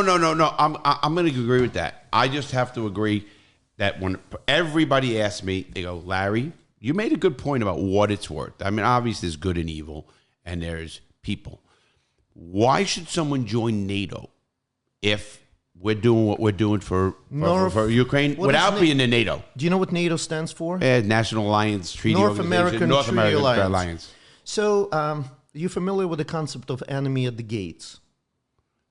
It's been used by fearless leaders like Putin since the beginning of times. So when you have aristocratic society, when you try to brainwash people and you can provide a certain means for them, how do you brainwash them? You brainwash them because you tell them there are enemies at the gate. I'm protecting you. I'm protecting you. The concept of enemy at the gate was perfected by Russians. This is how you brainwash people. This is what North Korea does. How does this people that poor and starving, how are they not going and trying to overturn him? They're living in a tent when there's empty fucking apartment because buildings. he tells them, I'm the only one who can protect those Yankees from taking over. So the NATO is being used as a boogeyman, where NATO in its principle is the defensive alliance. When was the last time NATO fucking invaded anybody? Why do you think the former countries of Soviet Union, Baltic countries, with the first given opportunity, they jumped to become a NATO? And Ukraine will be NATO, because once we become NATO, the concept of one for all will finally apply. And nobody But it's really one for all now. My point is, the first person to say is, the benefit of being in NATO stability was exactly a little guy can't be stepped on by That's the big right. guy. Do you know That's what what it is. That's what NATO was for. Do you know so what they can do it? Ukrainians used to be called by Russians? Little Russians. My name's a little, but you're right. There's My nothing little point about again us. is I don't know that. My point. Of course. Oh, it took a long time to. Yeah. I was talking about my personality. Okay. My point It's not little. My point was, all my point was in that whole entire thing is, should we have held or come up with some kind of agreement or whatever you want to call it, that we're going to do a lot for you, Ukraine, obviously, and trust me, I want Ukraine. I know you. If that could be enough for me. No, don't do it for me. Do it for much better reasons. You know what I meant. No, I know. I mean, I know somebody. It's like, you have a fight. Do I go to the corner and fucking give a fuck about this guy fighting with his neighbor? Larry, I know that guy. Larry, no disrespect, disrespect to my Iraqi friends, but this is not we're not fighting for Iraqi freedom. We're not bringing freedom to Iraqi people. This is not the people These are people who are already free who are they're not being already oppressed. free. They're just asking to preserve their freedom, and in exchange. And I do agree with it. Yeah. All I ask, or ask. If I was the president of the United States, I would be doing everything and probably more and say, go fuck yourself. Whenever fucking people think, like, you're crazy. No. When fucking Putin pulls that, I'm going to do this shit, go do it. You will be wiped off the fucking planet in 10 fucking minutes, and we're going to target your fucking head. Are there any American boots on the ground in Ukraine? As a consulting. Yes. Yeah, no. So no boots on the ground. I think they call them advisors. Advisors, training. I don't know how much training happens in Ukraine versus Poland. And there are volunteers. There are people that fight. There are a lot of them. Yes. Good. Well, my point... I know Israeli boots are on the ground. Now, that's not what the Russian media tells you. It's funny because when you look at the Russian propaganda, and I watch them all the time, you got to know your enemy. The way they've been selling recent losses is they say, well... What do you know? We're fighting against the whole NATO. So in their mind, on a Russian They're TV, fighting against everybody. That's right. So let me tell you something. Yeah, go ahead. No, you tell me, because I just want to know how does Putin get out of this? You corner a rat and he's got a fucking nuclear bomb. He's not going to use it. Let me tell you why he's not going to use it. Because there's a difference between being homicidal and suicidal. He's got too much writing. He's got family. He's got kids. He's got grandkids. He is he's unofficially the richest man in the world. Yeah. Remember, when you have that much country money. Yeah, country money. Are you really? No, he's going to push it. He's going to push it because he's a common thug. And the people here needs to understand he's a thug. But how do you give him an out before, or do you already do? You want to hear what I say? You Whack him.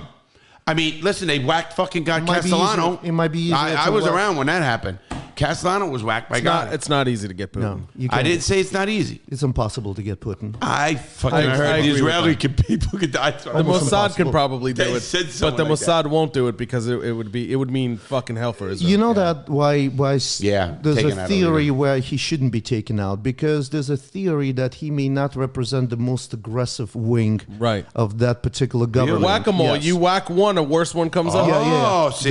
There are some fuck-ups that don't at least Putin speak dollars. You know, you can talk dollars to him. There are some fucker. You have to understand Russian mentality. Let me tell you something. When I was growing up in Soviet Union, that's what they used to say. It doesn't matter that we're poor. It doesn't matter that we have nothing. Their economy's the size of Texas. Listen to this. You know, what's important is if we sneeze, we better be sure half of the world will develop a cold. So it's that mentality, deal. And that's what Putin wants. For him, he wants the grand new bargain. He wants the West to acknowledge that the Soviet Union collapse was bad, that he is back, he's ready to make a deal, a grand new deal. The problem with that, he went too far. He sacrificed. He killed kids. Women, innocent civilians. People died. You know, somebody will say in any war, and I don't give a shit if it's the Afghanistan war, if it was the Iraq war, or it was happens everywhere. It happens everywhere. War's dirty, man. There was no reason for this. Nope. Listen, there was no reason. And the only thing he did, there's no reason for us to fucking drop a nuclear bomb when we were pretty much if you use near the fucking end of that war. We were at the end of that war. Just to let everybody know. Anyway, I think we got it. What would you like to say, Eddie? Benz, I'll go him first. Yeah, do him first. What do you want to say? What do you think is the biggest misconception? I kind of got my questions answered. My question was, I still think we should have an agreement with Ukraine as allies and as which we are. Hey, listen, when this is over, we're gonna, you're gonna get paid double. You put in $50 billion, you're gonna get $100 billion. Do you know what land lease is? Huh? Land lease. Yes, a land lease. Yeah. It's a military program. Did you know that Russia just finished paying off land lease from World War II? Do you know?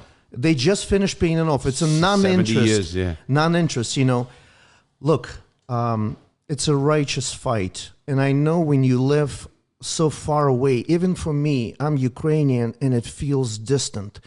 But I'm telling you, even though it feels distant, it's the eternal battle between good and evil.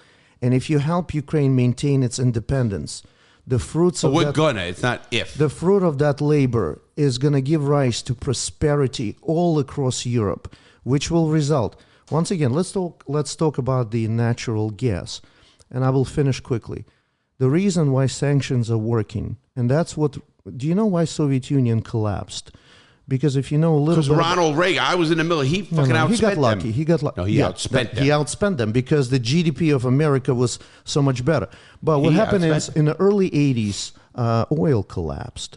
And Russia simply I was around. I was driving a car. Cannot sustain that. So Russia is a one-headed horseman. They are a petrol state. They actually a petrol state. Everybody knows. They sell gas. So once you establish Ukraine, did you know that Crimea has 10th largest natural gas resources in the world? One of the reasons they annexed the Crimea. Ukraine has a potential of being independent energy hub of the Europe, but unlike Russia, a friendly hub, a people that would not hold you hostages before selling you gas before your winter. Or forget even that, because now you're getting the economics. You will forever have... but besides that, right, Ukraine's not going to invade another country. You will have people that can always relate to your ideas of democracy. Not in this lifetime, no. Listen, I look at it this way. This is a country that's been around for 30 years and didn't develop a military. You're right. Right here can debate money and how it goes and the gas and how much does the United States have in fucking reserves in this or whatever it is. It will probably never be used and the gas will be out of fucking time by that fucking ass. There's no direct correlation between the gas price and Ukraine we war. know that, yeah. My point was, that's great, and we can discuss. And I think you're right. I think they're going to be a spot. They got enough resources, everything. It's the reason I say go, if you want to say go, is because they invaded another country, and you're a little guy. And we talked about this even before the show. I hate fucking bullies. I fucking hate them. You pick on an old lady. You pick on a kid. Fucking pick on me, motherfucker. Win, lose, the you're going to fucking know. The propaganda says that the U.S. is the bully. Absolutely. No, most propaganda around the world. The United States is not invading. Yes, we are, but we're a good bully. Sometimes you need a bully. You need a good bully. I think you need a leader. You never need a bully. Not a bully. You never need a bully. I agree. Let me tell you the difference between America and the United States. United States? America and Russia. Sorry. I was going to say. Sorry. I want to hear this one. So, Americans, we're stubborn. We make mistakes. But we putz around, but we get there. We get there and we acknowledge our shortcomings. We've been in a little big funk, this country, for a long time right now. And so I don't know Russia where we're getting. Russia will never acknowledge their my point with you is... They will never own up to that. Hear me. Never. Our Congress and our Senate and everything we're doing right now, we can't fucking agree on fucking nothing. When World War II happened, it was a fucking... The women were in factories. You know who's loving this whole thing that we're fighting? Mr. Putin. To him, the fact that we are so polarized... This is the best thing that ever happened to him. Of course it is. My last question, and that's it. Please. Do you want to go back and fight? I know you so well. I mean, has it crossed your mind? There's things, friends, I'm sure, there, and you even know people who probably went back. Not only I want to fight, I don't know if I'm physically strong enough to do what the 20 years old will do. Of course. I want to fight in any shape or form. I want to support. Yes, I'll tell you what. I would love to go back, and I will use the first opportunity to go back there as soon as possible because it's the country. I am very proud American. I love this country. This country gave me more than I could possibly dream of. But I'm so proud of my heritage, and I'm so proud of the people that's putting up the fight of their life, and it's a righteous, righteous fight. That's the way you end this show. And I'll tell you what, good for you. And I probably need good doctors there, especially now. Simon, thank you very much. Thank you, Larry. Amazing. Thank you. You opened my eyes. Very, very knowledgeable. It opened my eyes about that kind of hemisphere, if you know what I mean. Absolutely. Understood the war. I hear what I hear. I watch all newses. I'm more of a CNN This liberal. is a unique perspective from somebody who's first of all, you said you're not prejudiced. You grew up in what otherwise was Russian culture. You spoke Russian as your first language. Still is. And so, again, this is a very unique perspective. I thank you for bringing it onto the show. I know the listeners are going to enjoy it. Absolutely. And how many languages do you speak? So I speak Ukrainian, Russian. I understand Polish. I can actually maintain a conversation in Polish and survival English, I guess. Wow.